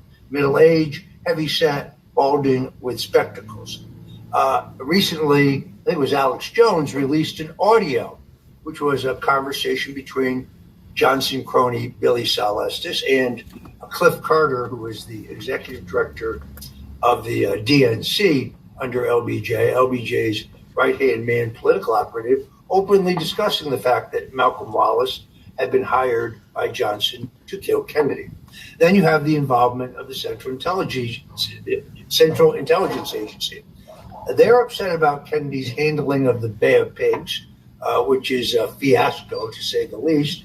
They're also upset about his handling of the Cuban Missile Crisis because, as we learned 40 years later, when documents were declassified, Bobby and Jack did not face down Khrushchev. That's a media-created myth. They made a secret deal to remove our missiles from Turkey and Italy, changing the balance of power in Europe. And the Central Intelligence Agency believes that Kennedy bungled both the Bay of Pigs and the Cuban Missile Crisis. Then you have the mob. They were double-crossed. Ambassador Joe Kennedy essentially made a deal with the mafia to deliver both money, $1 million in 1959, it's a huge amount of money, but also votes, arm twisting for JFK in Illinois and in Texas, giving the election in a razor-thin margin to Jack Kennedy over Vice President Nixon. So everybody here has their own motives, but Johnson's motive is most acute. What we're waiting for now, and I asked this question rhetorically, why would CIA Director Mike Pompeo urge President Trump in 2017 not to release all of these documents? But it's pretty clear that the interest that he is protecting is the Central Intelligence Agency. So what I expect now from this new tranche of documents is further evidence of the agency's involvement in the murder of Kennedy. Johnson's involvement is essentially already proven between the fingerprints and this new audio. Organized crimes involvement, buggings of Sam Giancana both before and after the Kennedy assassination, which he brags about the fact that it's coming, and he brags about the involvement of the mob after it happens. So we're just waiting for one more piece to fall into place, and that's the Central Intelligence Agency. There are other players. Kennedy wanted a silverback dollar. The banks were bitterly opposed to him. The Secret Service clearly violates their own manual and their own rules, and they stand down on November 22nd, 1963. And then you have the whole question of the route of the motorcade. If JFK is going from one point outside of Dallas to another point outside of Dallas, why does he need to come through Dealey Plaza rather than taking the freeway? That's because that is the motorcade route that Governor John Connally, protege of Lyndon Johnson, former administrative assistant to Lyndon Johnson in the Senate, that is the motorcade route that Governor Connally insisted upon. So you have to be very powerful to do this. You to change, who has the power to change a presidential motorcade, right? Who has the power to doctor bodies and autopsies, to move the president's body after he's been shot? Yeah, to have the power over where the president goes, how he's traveling. He should have never been in a vehicle like that, right? Open-air limousine with skyscrapers all over. Interestingly enough, it is Johnson who insists that the plastic bubble top be removed from the limousine. It had just rained. Now, the bubble top is not bulletproof. Let's get fiscal. Lesson 2, credit card combat. Getting your finances together? Learn to master your money with Credit Karma today for a stronger tomorrow. Defend yourself against generic advice and one-size. The bubble top is not bulletproof, but it would impede the aim of a sharpshooter. It is Johnson who tells Bill Moyers to tell the Secret Service to remove the bubble top from Kennedy's car. Jerry Bruno, who has written a great short book, he was JFK's chief advance man, records that he argues with Governor Connally about the motorcade route. And Connally says, we're either driving through Dealey Plaza or the whole trip is canceled. Now, governors don't normally talk to presidential staff that way, but clearly Johnson convinced Kennedy to go to Texas. The idea was to bind up the divisions between the more conservative Bourbon wing of the Democrat Party and the more progressive wing, as represented by Senator Ralph Yarborough. On the night before the assassination, LBJ goes to Kennedy's hotel room in Fort Worth and tries to convince him to put Yarborough, his arch rival, in the death car and move Connally to the vice presidential car. And JFK refuses. Wow. Assassination insurance, maybe. But, I mean, I got to tell you, Roger, we spent the first hour of the show just going through the experts, right? Going through the forensics. This is clearly the most obvious lie, including but not limited to that Secret Service agent that you just talked about, now coming forward in his late 90s saying he found the magic bullet he found actually lodged into the back of the limousine. So just one more blatant, humiliating hole blown into what the government is pushing forward here. It's been a lie for a long time. Your former boss, Richard Nixon, said, I think I know who actually killed Kennedy. He said it in tapes. They're recorded. And he was calling in the director of the CIA and was quite insistent about this. Yep. Do you have any indication about what Nixon believed, who Nixon believed killed Kennedy? Because the two men were friends. They're pretty close friends, right? So yes. And clearly Nixon, as a president, would be interested in knowing who's killing presidents, right? Yeah, there's kind of several parts to this. First of all, Kennedy and Nixon both come to the House in 1947. They're both the low man on the House Labor Committee. They are both staunch anti-communists. In fact, John Kennedy's father, Ambassador Joseph Kennedy, helped finance Nixon's campaign for the Senate because he's running against left-winger Helen Gay Douglas. Early in the Watergate scandal, when Nixon is seeking the help of the CIA, he meets with Richard Helms and is convoluted, but he gets his point across. He says, look, if it hits the fan, there's a lot of secrets over there that I know about. A lot of dirty stuff went on that had to be done. He's referring initially to the toppling of the government in Guatemala. But at a certain point, he says, look, I know who shot John. There it is, out in plain sight. Now, that was really the genesis for my writing the book, The Man Who Killed Kennedy, The Case Against LBJ, which I use fingerprint evidence, eyewitness evidence, deep Texas politics to make the case that Johnson is the ringleader. But I asked him directly, and this was after a couple of his famous silver bullet martinis, Mr. President, who really killed Kennedy? He looked darkly into his glass for a minute, looked up at me and said, well, let me put it to you this way. The Warren Commission is the biggest goddamn hoax of all time. I said, sir, I don't understand. What do you mean? He said, well, Lyndon and I both wanted to be president. The difference is I wasn't willing to kill for it. He said similar things on tape to Pat Buchanan and others. So I think he knew exactly who killed Kennedy. And what we hopefully will find out in this next tranche of documents. However, it's important to note that President Trump has ordered the release of the JFK assassination documents archive. And while that's good, there are documents, as Congressman Tim Burchett has pointed out, at the FBI, at the CIA, at the State Department, at the Defense Department, at the IRS, all of which would shed further light on this, but were not included in the declassification order by President Trump. Mm. So your former boss, somebody who you have had an incredibly close relationship with, Richard Nixon, says that Lyndon Baines Johnson was willing to kill to become president when you asked him directly who killed Kennedy. That is correct. Okay. So why didn't Richard Nixon, with the single largest, most successful presidential race in history,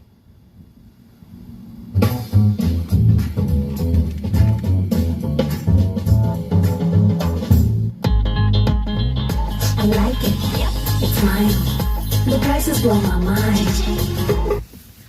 race in history with a mandate that pales every other presidential election comparison, the most popular president in history. Why didn't Richard Nixon investigate this?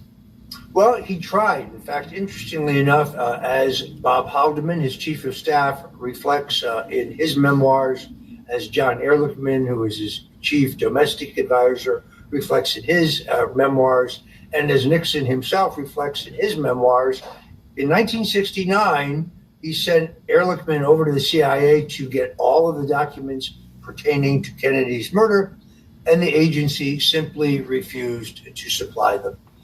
This, I think, is just one of the factors in Nixon's deep distrust of the Central Intelligence Agency. They had briefed Kennedy prior to the 1960 debate regarding the impending Bay of Pigs invasion, our invasion of Cuba, but it was classified. In the debate, Kennedy roasts Nixon about, you're not doing enough to remove Castro, knowing that there's a plan afoot to do so, but that both Nixon and Kennedy are not able, because of his classification, to discuss it. That is why within the last year, there have been documents declassified that prove that the Central Intelligence Agency was well aware of the plan for the Watergate break-in, and that 4 of the Watergate burglars are still on the payroll of the CIA on the date of the break-in and still reporting to their handlers within the agency. My point is this. John Kennedy was taken down in a bloody coup. He was murdered. Richard Nixon was taken down in a silent coup, Watergate. And these are the same forces, in my opinion, that tried to take out both Ronald Reagan, and again, I addressed that briefly. There's never been a report released on the assassination of Reagan. That's why I'm writing this book. And then more recently in Butler, Pennsylvania, and in West Palm Beach, the same forces, not the same people, but the same forces, tried to kill President Donald Trump. We know so little about Matthew Thomas Crooks and Ryan Ralph. Since you bring them up, Do you believe that they had some type of government connection, either a splinter cell, a fifth column? Do you think that they were being operated? More likely in the case of Routh. I mean, he's indigent, we're told. He's behind in his rental payments. He's behind in his alimony payments. Who paid for him to come to the United States from Hawaii to the mainland? Who paid for him to go to London, Paris, and Kiev? Who pays for his website, which he is trying to recruit mercenary soldiers to fight in Ukraine? How did he get a firearm? He clearly didn't come to the United States with it, couldn't carry it on board. So, and the firearm he has the serial numbers filed off of it. So I think there are a lot of indications that he's an asset, either an asset of the Central Intelligence Agency, but more likely an asset of Ukrainian intelligence. And then, of course, as you know, the government wanted to postpone his trial indefinitely because they said there was so much evidence that they couldn't deal with it. Fortunately, he will have a trial, but how much of this a judge will allow, as I learned the hard way, you're not allowed to introduce evidence in your own defense. That's not allowed, particularly in the District of Columbia. Roger, what will it say about the federal government when and if it becomes at-scale knowledge that, because I don't believe it's at scale exactly yet with Kennedy's assassination. I don't think that I think that there's a lot of interest, but I'm not sure there's a lot of certitude that the federal government within the American people acted to kill a president.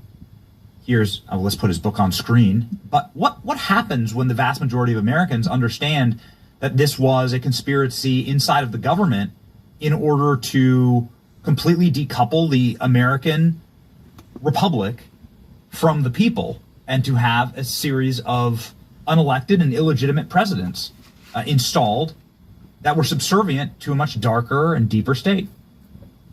Well, I think that's probably precisely the argument that CIA Director Mike Pompeo used with President Donald Trump, that would undermine the people's confidence in the institution. But what I think this underlines, first of all, it's encouraging that even today, 73% of the people tell the Gallup poll that they don't believe Lee Harvey Oswald killed Kennedy. And if they do, they don't believe he acted alone. That despite decades of fatally flawed theory. I'm sorry, but bullets don't change difference. Don't change directions. The single bullet theory concocted by Senator Arlen Specter. I just ran into this guy at the gas station. You wouldn't believe what he said to me. He said, "Pace, I've been following you for a couple of years, and I'm so excited to maybe do my first deal one day." I'm like, bro. Senator Arlen Specter, then the chief investigator for the Warren Commission, is logistically and ballistically impossible, not possible. So I think the answer, of course, is that I think 1963 and the murder of Kennedy is the beginning of the deep state control of our government. This is exactly what President Eisenhower was trying to warn us about on his way out the door. Go back and look at that video. He talks about the military-industrial complex and the accumulation of power by unelected bureaucrats, those in the defense industry, those later in the think tanks, those throughout the national security apparatus, and in the military. I think 1963 is when they lose control, the American people lose control of their government. And then when you have elected presidents who were outsiders or who had plans to disrupt the globalist agenda, well, they tried to kill them. Reagan, Nixon, who they removed, Reagan, and now Trump. The beginning of the deep state as we know it. Has there been a legitimate government since the killing of Kennedy? Well, define legitimate. I mean, I have serious questions about the validity of the 2020 election. I think the political establishment was taken by surprise in 2016. Surely Hillary Clinton and her husband, who have vast experience in presidential campaign politics, are going to beat this improbable billionaire from New York who's never done this before. They got outworked, they got outsmarted, they got outfoxed.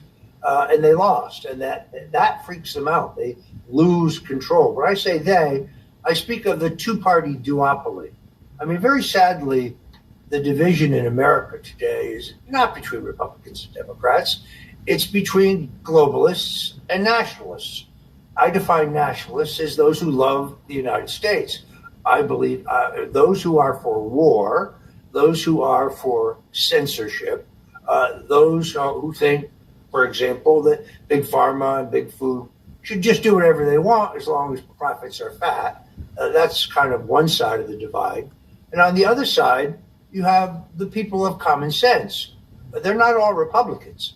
I see a new realignment in America in which Democrats like Robert F. Kennedy Jr., Tulsi Gabbard, a former Democrat, now a Republican, Governor Rod Blagojevich, and other Democrats who believe in capitalism, free enterprise, patriotism, a strong national defense. I see that as the new divide in America, not Republican, Democrat. Roger, always such a deep wealth of knowledge. I'd love to have you on standby for the rest of the week based on what we learn in these Kennedy documents drop. And you should be on standby on Roger's social media. We've already put up his book link, but you should follow him. 800,000 Americans already do.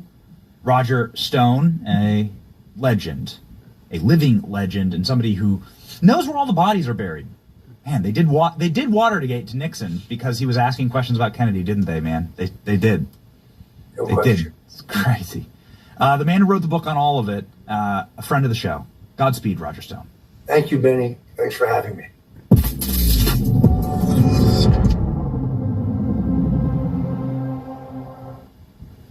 Well, ladies and gentlemen, it's encouraging, isn't it? Because in any other era, you'd have a show like this be stripped from the internet. Everybody would come after us, tinfoil hats, and you can't ever trust this guy again.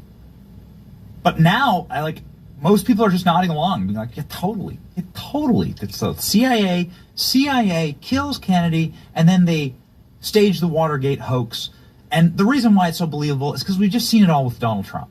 We watched it all happen in real time. It's the cold comfort that we have, the silver lining on the very dark cloud, is that they don't have new tricks. It's kind of the old tricks. It's the same stuff. It's literally the same stuff. The lawfare, the hoaxes, the scandals, the shootings, it's all the same stuff. And there's one reporter who's been covering it, who has seen from the inside exactly how dark this beast gets. And as the empire strikes back against Donald Trump inside of the courthouses of Washington, D.C., there's only one expert journalist that we would dare have on our program to inform us about what's going on, and that is the great Julie Kelly. Julie Kelly's very good. Julie, what the hell's going on? Both. Okay, I mean, I know we're gonna jump around here just a bit, but so a D.C. District Judge Boasberg, I'm sure you know this guy. I'm sure you've seen him in action. Yeah. Based on your extensive reporting in Washington, D.C. on J6 cases. Good night, Jericho. This guy's saying that I'm the president, I'm the commander-in-chief, and I can enjoin troop movements. Effectively what he's doing with these flights is saying, I'm in charge to get his Article 2 powers. It's crazy. So, of course, Benny, thanks to you, your viewers are not shocked by this egregious misconduct, almost lawless conduct by D.C. federal judges, because, of course, we've been talking about this for years and their handling of January 6th cases. Now, I was in Judge Boasberg's courtroom last December of 2024. No, come on. Are eggs bad for dogs? Rob Lowe just answered that question. Eggs are great for dogs, even raw. You know what else you can do? You can just crack it. Judge Boasberg's courtroom last December of 2024. He is the new chief judge. He's been in that capacity since 3 Obama appointed chief judge now of the DC District Court. Benny, he refused to postpone the trial of a woman who went inside the Capitol for 9 minutes on January 6th, committed no violence, was charged with the common 4 misdemeanors that you and I have talked about. She wasn't accused of assaulting police, destroying property, anything like that. She asked to delay the trial until after the inauguration based on President Trump's pledge to pardon J6ers, especially people. The chief judge of the D.C. District Court denied her motion to postpone the trial, put her on trial the week before Chris voted 92% for Kamala Harris. Of course, she was convicted within a matter of a few hours. She was never sentenced. But what Bosberg said, like a lot of the other judges said in refusing to postpone either trials or sentencing hearings, is we don't care what the president says. He can make all these promises about pardons, but we are going to wait until after Inauguration Day. We have a judicial duty to carry out the legal process, judicial process, despite what the executive branch says. Okay, so now fast forward, Judge Bosberg going to the mat to defend Venezuelan illegal aliens suspected of ties to a Venezuelan gang that has been designated a foreign terrorist organization by the Trump administration, Secretary of State Marco Rubio.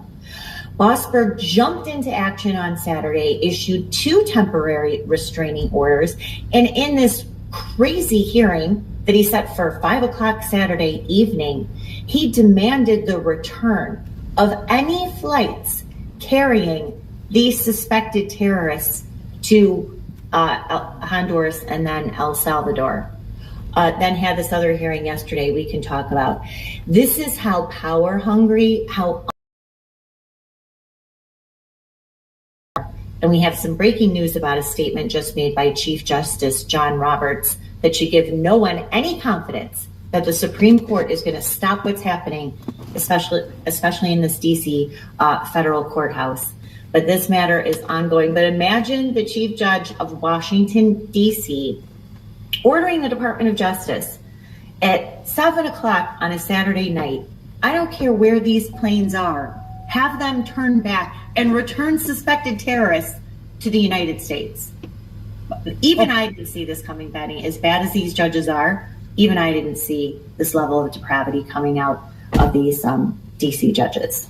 So in tweet form, which is the only thing that we're really good at this show, this son of a bitch tortured J6ers, innocent J6ers who did nothing and did not behave criminally. Right. Who trespassed. And have thrown the book at them, and now he is doing everything he can to protect criminal alien terrorists on our soil and to bring them back to our soil. So did I get that right? That's absolutely correct. That's bring the balance them back here? This is the balance of judgment in this courthouse? That is. Okay. That is. Good. Now, Bosberg, as I've written, handled about 70 J6 cases. He threw, to your point, even American citizens convicted, either pleaded guilty or convicted by a D.C. jury of the most low-level petty offense, like parading in the Capitol, threw them in federal prison on that. Now, there was one J6er, Benny, that Judge Bosberg didn't throw the book at, that he demonstrated deep level of sympathy for, and that was Ray Epps. I knew it was coming. This is why you know what? We have the singularity, Julie. We have the singularity. I love it when Julie's on the program because I knew it was coming. You know it was coming. This is the guy. That's unbelievable. So this is the guy that let Ray Epps off. Yeah. You hate seeing your stomach looking like this, and you want to, if you suffer from bloating, persistent coughing, or tried crazy gimmicks to improve overall health, take. Unbelievable. So this is the guy that let Ray Epps off. And not only did he let off Ray Epps, Benny, and I posted this, I actually had bought the transcript of the sentencing hearing last year, and I just dug it up. Not only did he only give Ray Epps probation, he expressed all sort of sympathy for Ray Epps, how he was a victim of so-called conspiracy theories, but more importantly, and I just posted this on X, he called January 6th an insurrection incited by Trump supporters. None of these judges should be presiding over any lawsuit related to the Trump administration. With exception of maybe 2 or 3, every single DC district court judge has, on multiple occasions, expressed their contempt for Donald Trump and his supporters. They should be immediately disqualified. Now, of course, you can to disqualify those judges for them to recuse. Yesterday, the DOJ did ask the clerk of the DC Appellate Court to remove Judge Boasberg from this case and assign it to another judge. What judge? They're all going to do the same thing he is. It's a nice motion. It's a nice attempt, but it's hard. You're not going to get an improvement in that courthouse. So this is what the Trump administration, this DOJ, has been inundated with, these not just ridiculous lawsuits, but also this egregious unconstitutional overreach by federal judges, of course, not just in Washington, but other jurisdictions as well. So that's the tweet version. I wanted to get to that because the J6 versus criminal aliens, murderers, terrorists, and rapists. Like, I think that's an important issue to cement. And then let's move down the line to a grander scale, which is the Constitution itself. Mm-hmm. And in what universe does a judge have the power to interdict on Article 2 of the Constitution? You'd assume that John Roberts, that the conservative court, if you're being generous, is a 6-3 court in favor of people who care about the Constitution. You would assume that they would deeply and abidingly protect the powers that are given and bestowed and vested into the president, the first of which, of course, is going to be a commander-in-chief powers to protect the homeland and to expel invasion. And this is, of course, an invasion. Quite clearly, the founders of our country created the Foreign Enemies Act for this exact power. I don't think it's ever been challenged in court before. Subject to judicial review.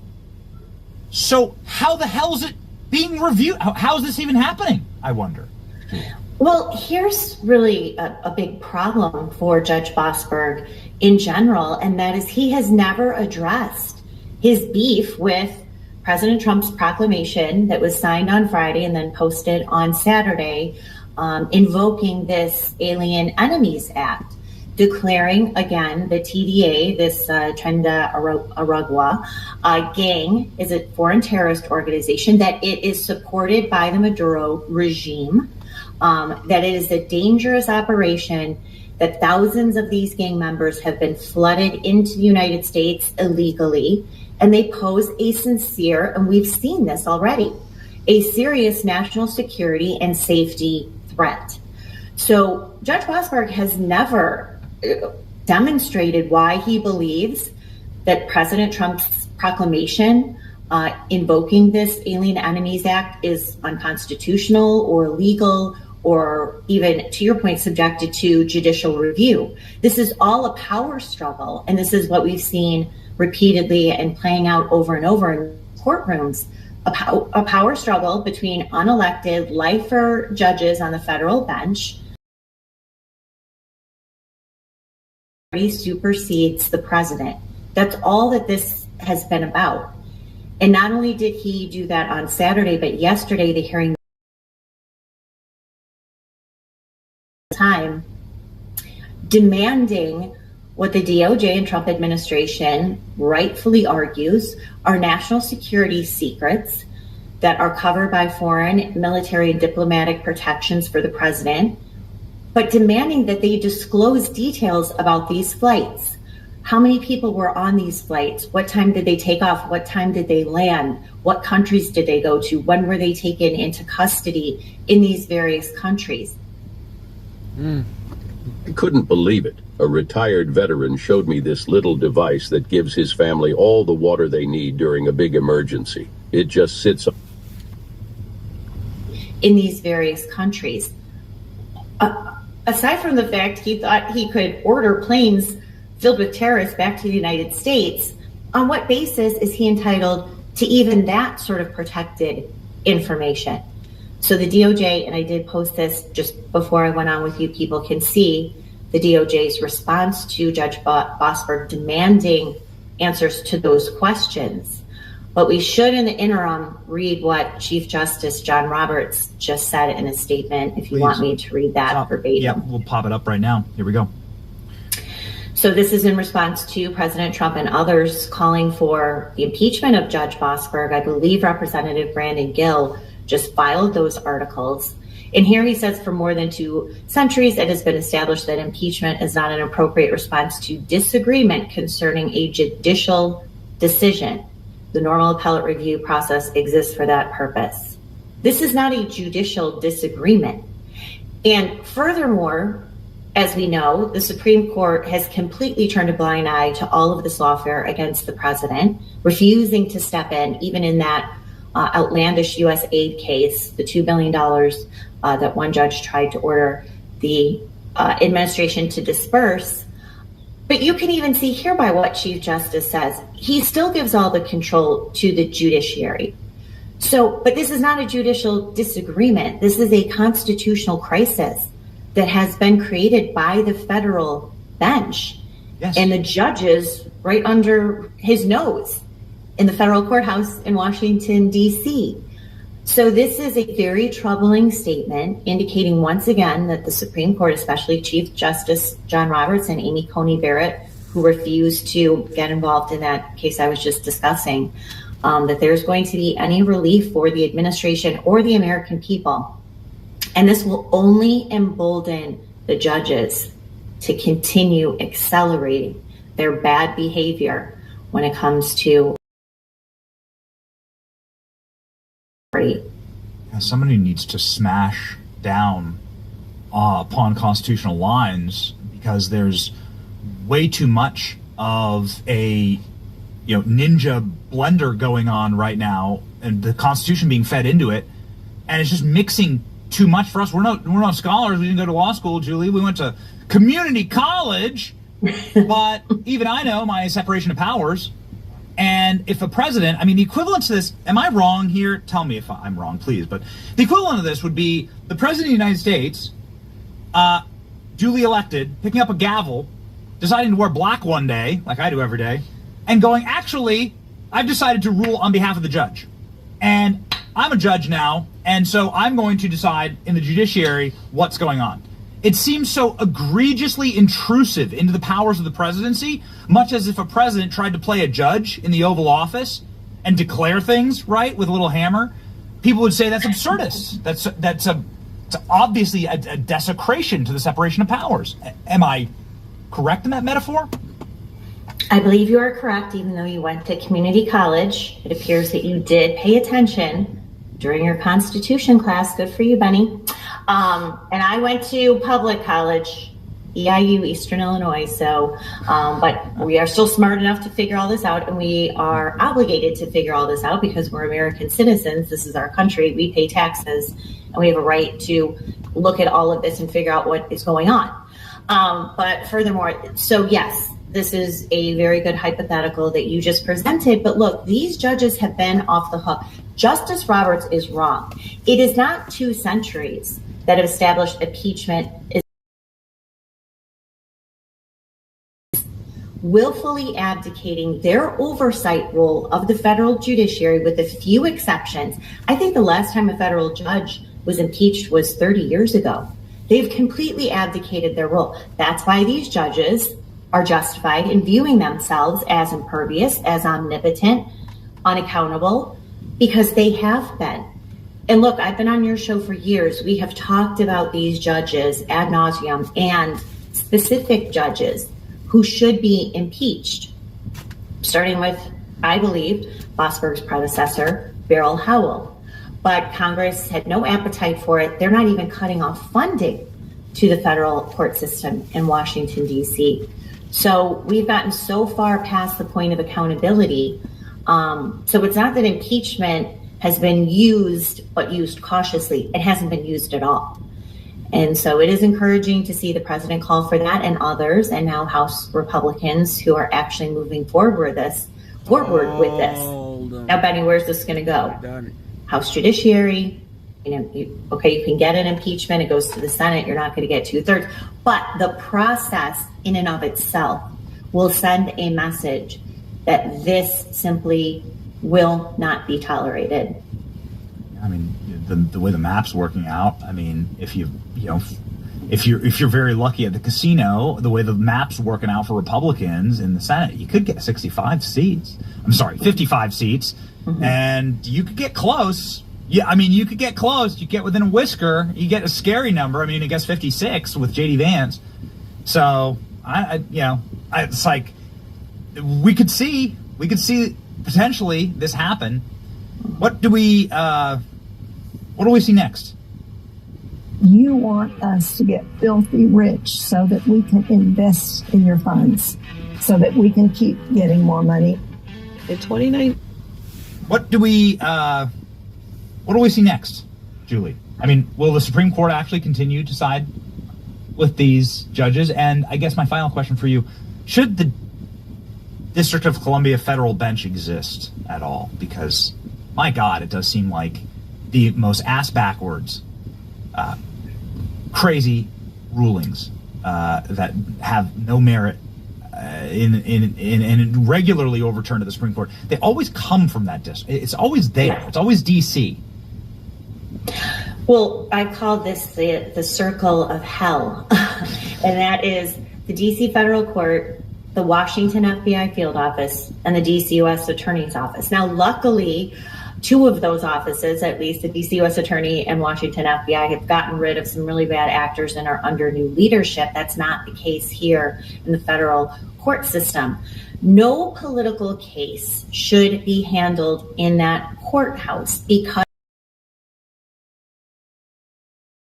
reporting on this, I believe Laura Loomer and others have reported on the conflicts between Judge Bossberg and his wife and his sister, and I believe his daughter. They are all Democrat political activists. We have seen this with other judges. I mean, you see Chris Cooper, for example, who also presided over 70, 80 J6 cases. His wife, a former top deputy to Attorney General Eric Holder. She represented Lisa Page. So, we could go through all of the conflicts of not just the judges, but the line prosecutors who used to handle these J6 cases and other political matters. Not a single case of political nature or origins should be handled there. There's other jurisdictions in Maryland and Virginia where these cases should be transferred to. Yes, Penny, I've said this too, and you and I have talked about it. The DC federal court system should be completely defunded, disbanded, because it is the rot. It is the tumor of the cancer of this legal and judicial lawfare that these activists continue to drag our country through, President Trump and now his new administration. There's just no reason why Republicans should keep giving that court system money, because what they've done is turn around and use it to try to destroy President Trump, the MAGA movement, and anyone attached to it. Julie, you joined us on JFK Day, and there's nobody who's spoken more truth about what's actually happened inside of the superstate of the federal government than you. I'll give you the final word here. JFK, what do you expect today? Oh, I don't know. I haven't even followed it. I hate to say it. I was listening to Roger Stone before you, but I'm buried in all of this other. Yeah, that's right. As you know, we wanted some balance here, actually. Yeah, that's. No, right. I like it. Yeah, because there's like the scandals. There's the scandals of 70 years ago that are quite interesting and tantalizing and unique. But then there's like what we're living through today that'll affect us and our children. So well, it's all a common thread, I believe. So, but I've got a lot of JFK Kennedy lovers in my family and household, so I'm sure that I will find out what is disclosed. You should be a Julie Kelly lover. You should head on over to Julie Kelly's nearly 1 million Patriot following on X, and then Declassified with Julie Kelly, which is her Substack, where you will be able to find all of her extensive reporting, which is elite, as we would say, in this profession. Julie Kelly, always such a pleasure. You're the best, honey. Thank you.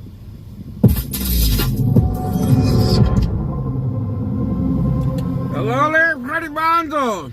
All right, ladies and gentlemen, I gotta say, man, sometimes you just gotta sit back. And let the smart people do the talking, okay? And this is what we're doing. We want to do a big shout out to Laura Loomer. She was just name dropped there by Julie Kelly. But Laura Loomer's been like a dog with a bone when it comes to Hunter Biden and his Secret Service detail.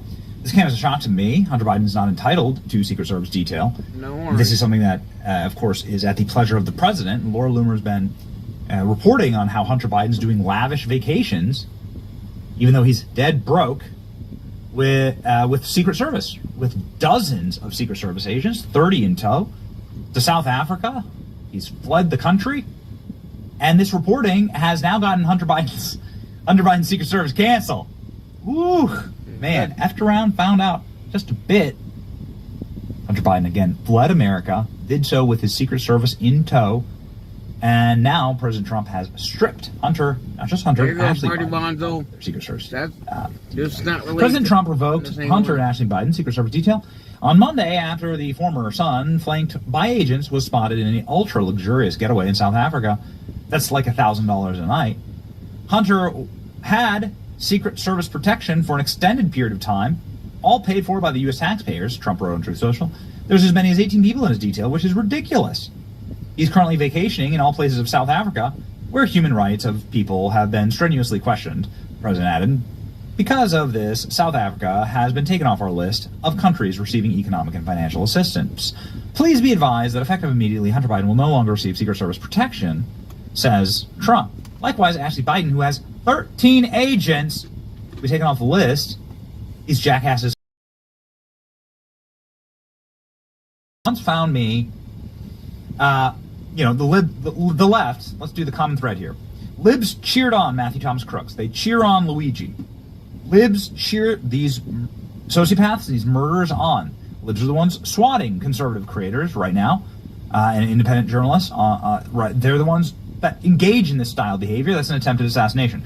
I will never, and have never, called for anyone to get hurt. I don't want harm to come to these people. I just know that, well, most people don't have private security, and, more importantly, the Biden family has embezzled untold millions, if not billions, so they have plenty of money to pay for their own private security. Private security companies exist everywhere. There are thousands of them, and they're like a dime. Just go get one. Go get one.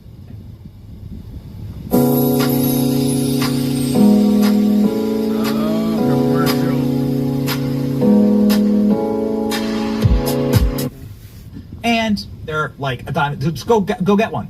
Go get one. Same with Fauci. Same with Pompeo.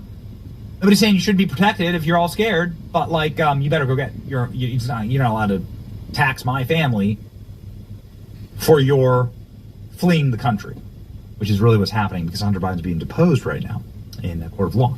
So literally leaving. We are aware of the president's decision to terminate protection for Hunter and Ashley Biden, says Secret Service spokesperson Anthony Guglielmini.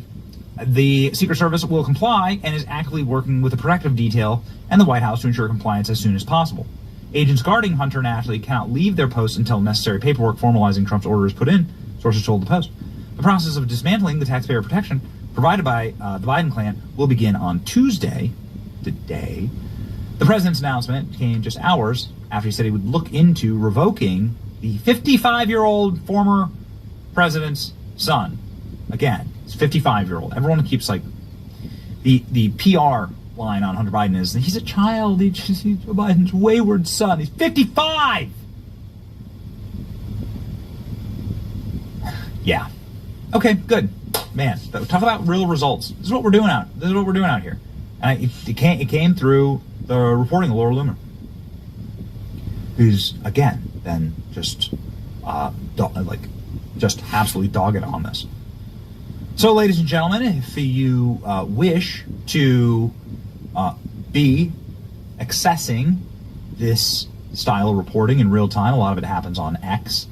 If you wish to have access to the TikTok and the day-to-day of this really exciting moment in independent media, we're so proud to be part of it, and we're hearts out to the chat. We freaking love you, and we thank you for making us part of it. Then, well, hot damn, you should be following along on Patriot Mobile. Patriot Mobile is the phone that keeps us connected to all of our independent journalists, media creators. It is the phone that offers us the best possible network all across the country because we are traveling all over the place. Got more exciting things planned. Patriot Mobile offers us a way to vote with our wallet because it's the only Christian conservative wireless provider. Make sure that we don't compromise on quality, however, because we must be able to be connected to you. They're available on all 3 major networks, and wherever your cell phone coverage takes you, Patriot Mobile can go there, and now you can fund, well, not libs who want to destroy you and censor your free speech. Terrible to do that with a cell phone. Right now, go to patriotmobile.com/Benny, call 972-PATRIOT, and get a free month of service. Promo code Benny. Patriot Mobile. Today, defend your freedom with every call or text you make. patriotmobile.com/Benny, 972-PATRIOT. All right, I'll tell you, one heck of a show. We knew it would be. We don't have the JFK files yet, do we, producers? Do we? No. Okay. Here's the link, the National Archives. Apparently, the collection is going to be released there. As Roger Stone just told us, there are a lot of other documents the CIA has not given up. So I guess we'll keep hunting. But let's just take W's as they come in, right? Good first steps. And a W for you today, your verse of the day from 1 John. Dear children, let us not love with words or speech, but with actions and in truth. It is not what you say, it is what you do. It is the actions that you take that maketh the man, not the words. There's no shortage of... You ever seen that, Klein, where people can, like, at the studio with, like, the private jet in it, that where, like, you can go, like, influencers can take selfies like they're on a private jet? Yeah, okay, got it. You won't catch us on those. You won't catch us in the studio or in the private jet, ladies and gentlemen. We fly commercial. Frontier, okay? Yeah, that's right. I bought a bag of peanuts with me. Frontier laughs when I ask them if they have beverage service. That's right. So, ladies and gentlemen, I tell you, we don't, like, there's so much fakery is the point. Like, it's a fake world, and with AI, it's getting even worse. So this verse is more powerful than ever, right? Just, your actions, your physical, real world actions, they make you who you are. So make sure that your actions are honorable and are upstanding. And then you yourself can say, you know what? I've done my best. I've been honorable. I've been upstanding today. My actions, not words. Not words. That's why I constantly, Klein, say I have low IQ. That's why I'm constantly saying I have low IQ on this show, and that I went to community college. I try as hard as I can. And if you even knew what happens in the production chat, like how much I get roasted by our own team, I demand, actually, to work at this company. We've done a big spate of new hires. To work at this company, you must be able to roast me. Okay, I demand it. I demand to be roasted. Anyway, ladies and gentlemen, we just want to say thank you for tuning into this wild, winding show for 2 hours. Boy, I feel like we could do another 2.5. Klein's going, no. Yeah, it's just so crazy. I guess we'll see what happens with these documents. Let's find out. Some little birdies tell me there could be some nuclear secrets in them. So I just want to state that on the record and see if we're right. So we'll see, ladies and gentlemen. We'll see. Please join us. Subscribe to our pages. Like, comment, and roll with the chat. Hearts out to the chat. Join the Benny Brigade at BennyJohnson.com if you wish to help us further the cause of truth in this country. Our frontier flights ain't free. They may be $69, but they ain't free, right? So thank you, and we just want to say we love you. Again, you make this all possible. You won't find a show more thankful for the audience, and that vibes more with the chat.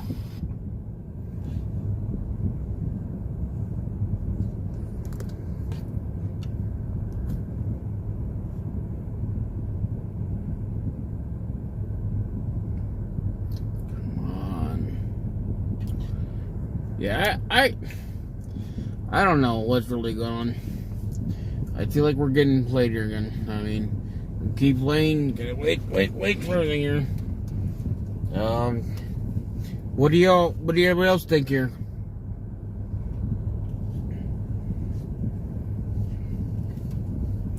Is anybody here still?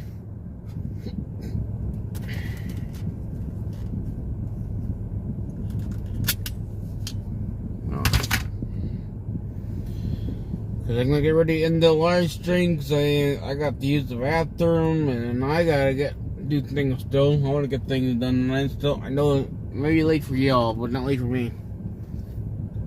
So you got a comment there. Party Bonzo's there.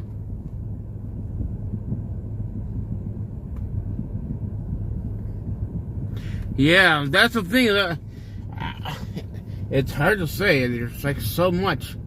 I don't have the. Yeah, it's kind of hard to even do. I really have to take days, just sit there and look through all that, and that's a lot to go through. There's no way that I can play that on my other phone there, because it's just too much. I mean, I don't have a laptop. If you had a computer or a laptop, you can do that. No. At least you can run on, you know. But I can't constantly go over and can't do that too much. All I know is that I'm trying to keep up with everything that's going on right now, but we can't trust our government. Can't.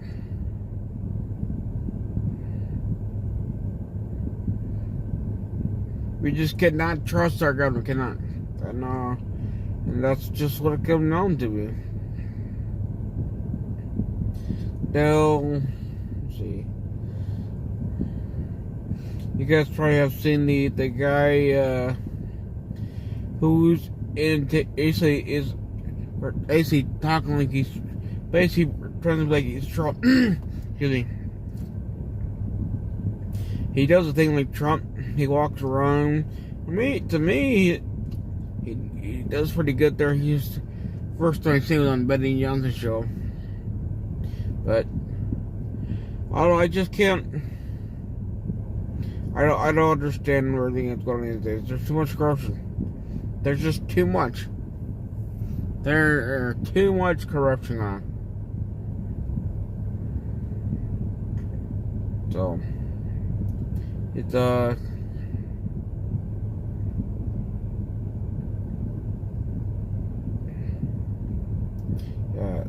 there's just too much. I mean, I don't even know which way direction to go. Try look at this stuff here.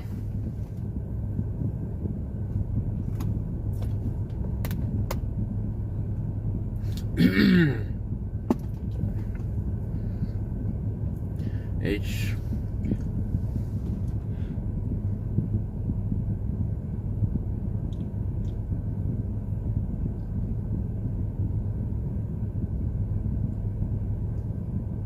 Yeah, they need somebody needs to go in there and organize the whole thing and put into basically a year, dates, the whole, get everything organized.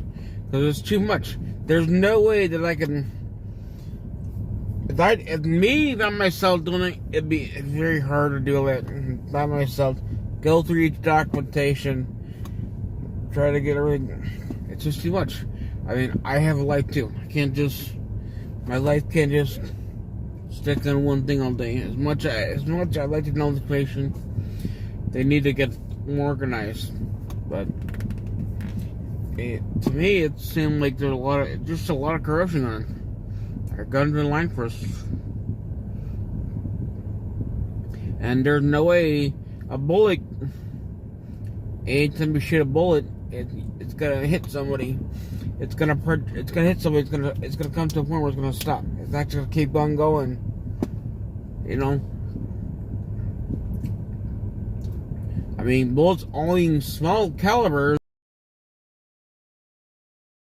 It's not a small guy. Now, like a 22, usually a 22, you can shoot somebody at a ricochet. But it wasn't like that. And there's no way a bullet can go through one person, hit this herd, and then went there, and then I don't know. It's just too much. It really does. It'll drive you nuts. But I know tomorrow we got a live stream tomorrow. I mean, I want to go through that documentation. I haven't got a chance to look at it all yet.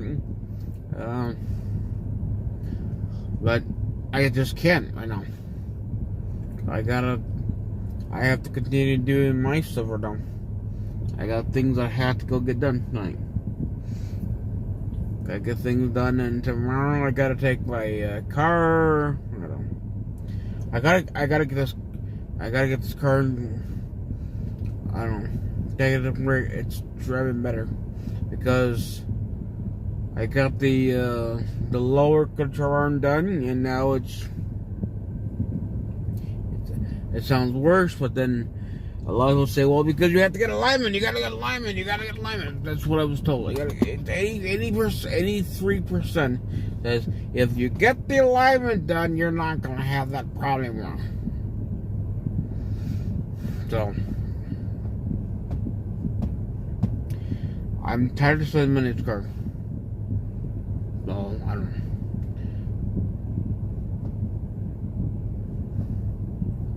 But I don't own another vehicle, and I know there'll be a lot out there say, well, just go buy a car, go buy a car. And Charles, let me tell you one thing too. You're not going to get a damn money back from me. You can try all you want, Charles. Your little scam game email me, and well, you got to send me right back. Dude, listen, I ain't dummy. Okay? So you can stop your nonsense. You're not going to get the money back. Okay? And it gave it to me as a gift. Keyword, gift. Not a loan, a gift. Do the research, kiddos. In case you guys don't know what it means. Because when you give somebody a gift, you can't answer back. So, you guys need to go and focus on yourself there and seriously read the Bible. You know, I don't know what you guys think you guys are gonna do. You guys go and make fake accounts with me, and I'm gonna really talk to you too. I'm gonna ask them why, and how the hell can you guys do that? How can you guys make these fake accounts on YouTube just keep letting you guys do it? Yeah, because if we keep reporting you and nothing keeps happening to you, what the hell's the point? So it's getting really old. You little China's games getting very old. Because you shouldn't be able to make another account. But you two don't give a shit what y'all do. It seems like.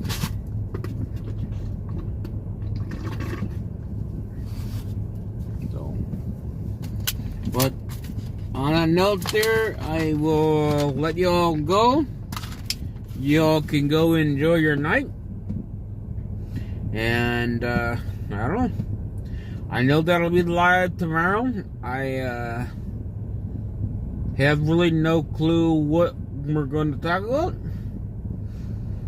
It might just be rather just chit-chat. I don't know. I mean, because I don't know if you guys get tired of watching videos all the time. That video, that one actually was pretty long there.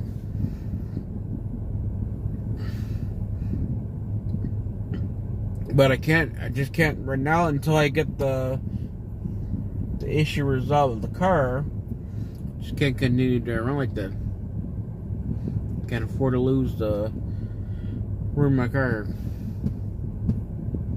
So, but I'm gonna continue doing what I'm gonna do, and of course, I have oatmeal cookies. I just thought about it. I got oatmeal cookies a little early. I'm gonna use the bathroom, and I am gonna eat my oatmeal cookies, and I'm gonna go do what I need to do. And your trolls can get your little Bible and read it. Maybe tomorrow, trolls, wouldn't you be fair? What's tomorrow? Come in the chat tomorrow and give me some Bible verses that you read. Come on. Let's see And don't use your don't use your little Google thing. Disney, get a Bible, read it, and give me a Bible verse on it. I mean, I got a Bible verse here. I mean, I told you that many times. I do. I have one here in my car. Man, I should give guys like a little task, a little work task. Let's see. Let's go into the Bible. Let's go to Matthew. Let's see, maybe Matthew. Let's see. All right, we could do John.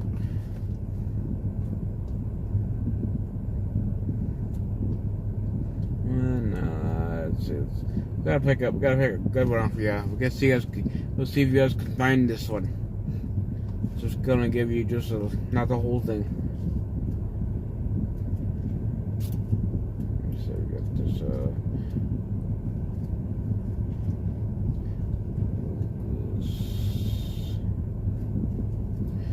Find this one.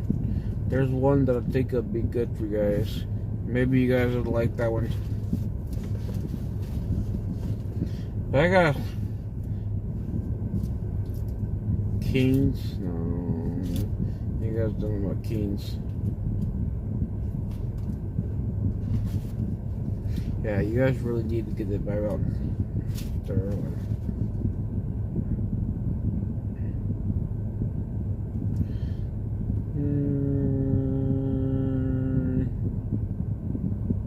Yeah, so hey, tomorrow, I don't know. Well, I got too much to do today.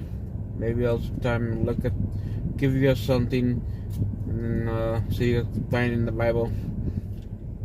And I guess want you guys to read me the scripture. You can. I know you guys get to read it to me.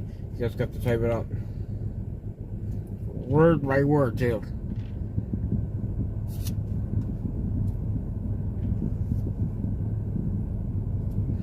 I gotta go use the bathroom.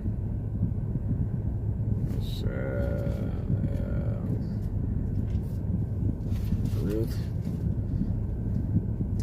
The book.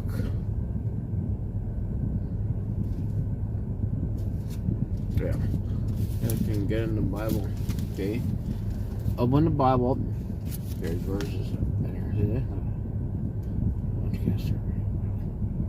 Okay. Okay, their numbers. Okay. Verse 1. Okay, up top there. That there. Judgment 21:6-36. Okay. You'll have fun. So I'm gonna go do me. Right? I got things I gotta go do. It's gonna be a long night for me. Cause I didn't get to bed. I'm not gonna bed till 3 o'clock today. This morning.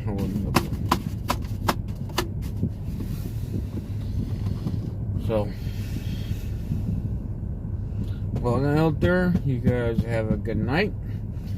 I mean, I was hoping to have more information about this JFK file. But it could take some work. It could take some time. We gotta be very patient. Artie Bonzo, are you still there? Are you reading at the link?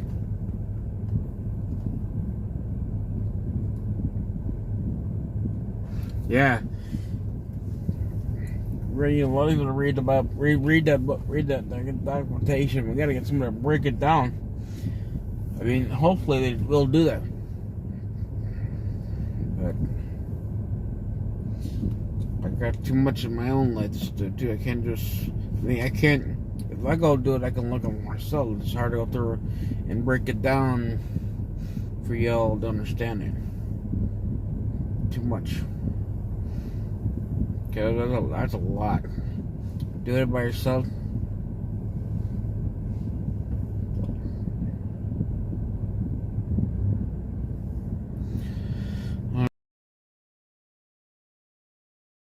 This asshole freaking impeach. Have his ass fucking room.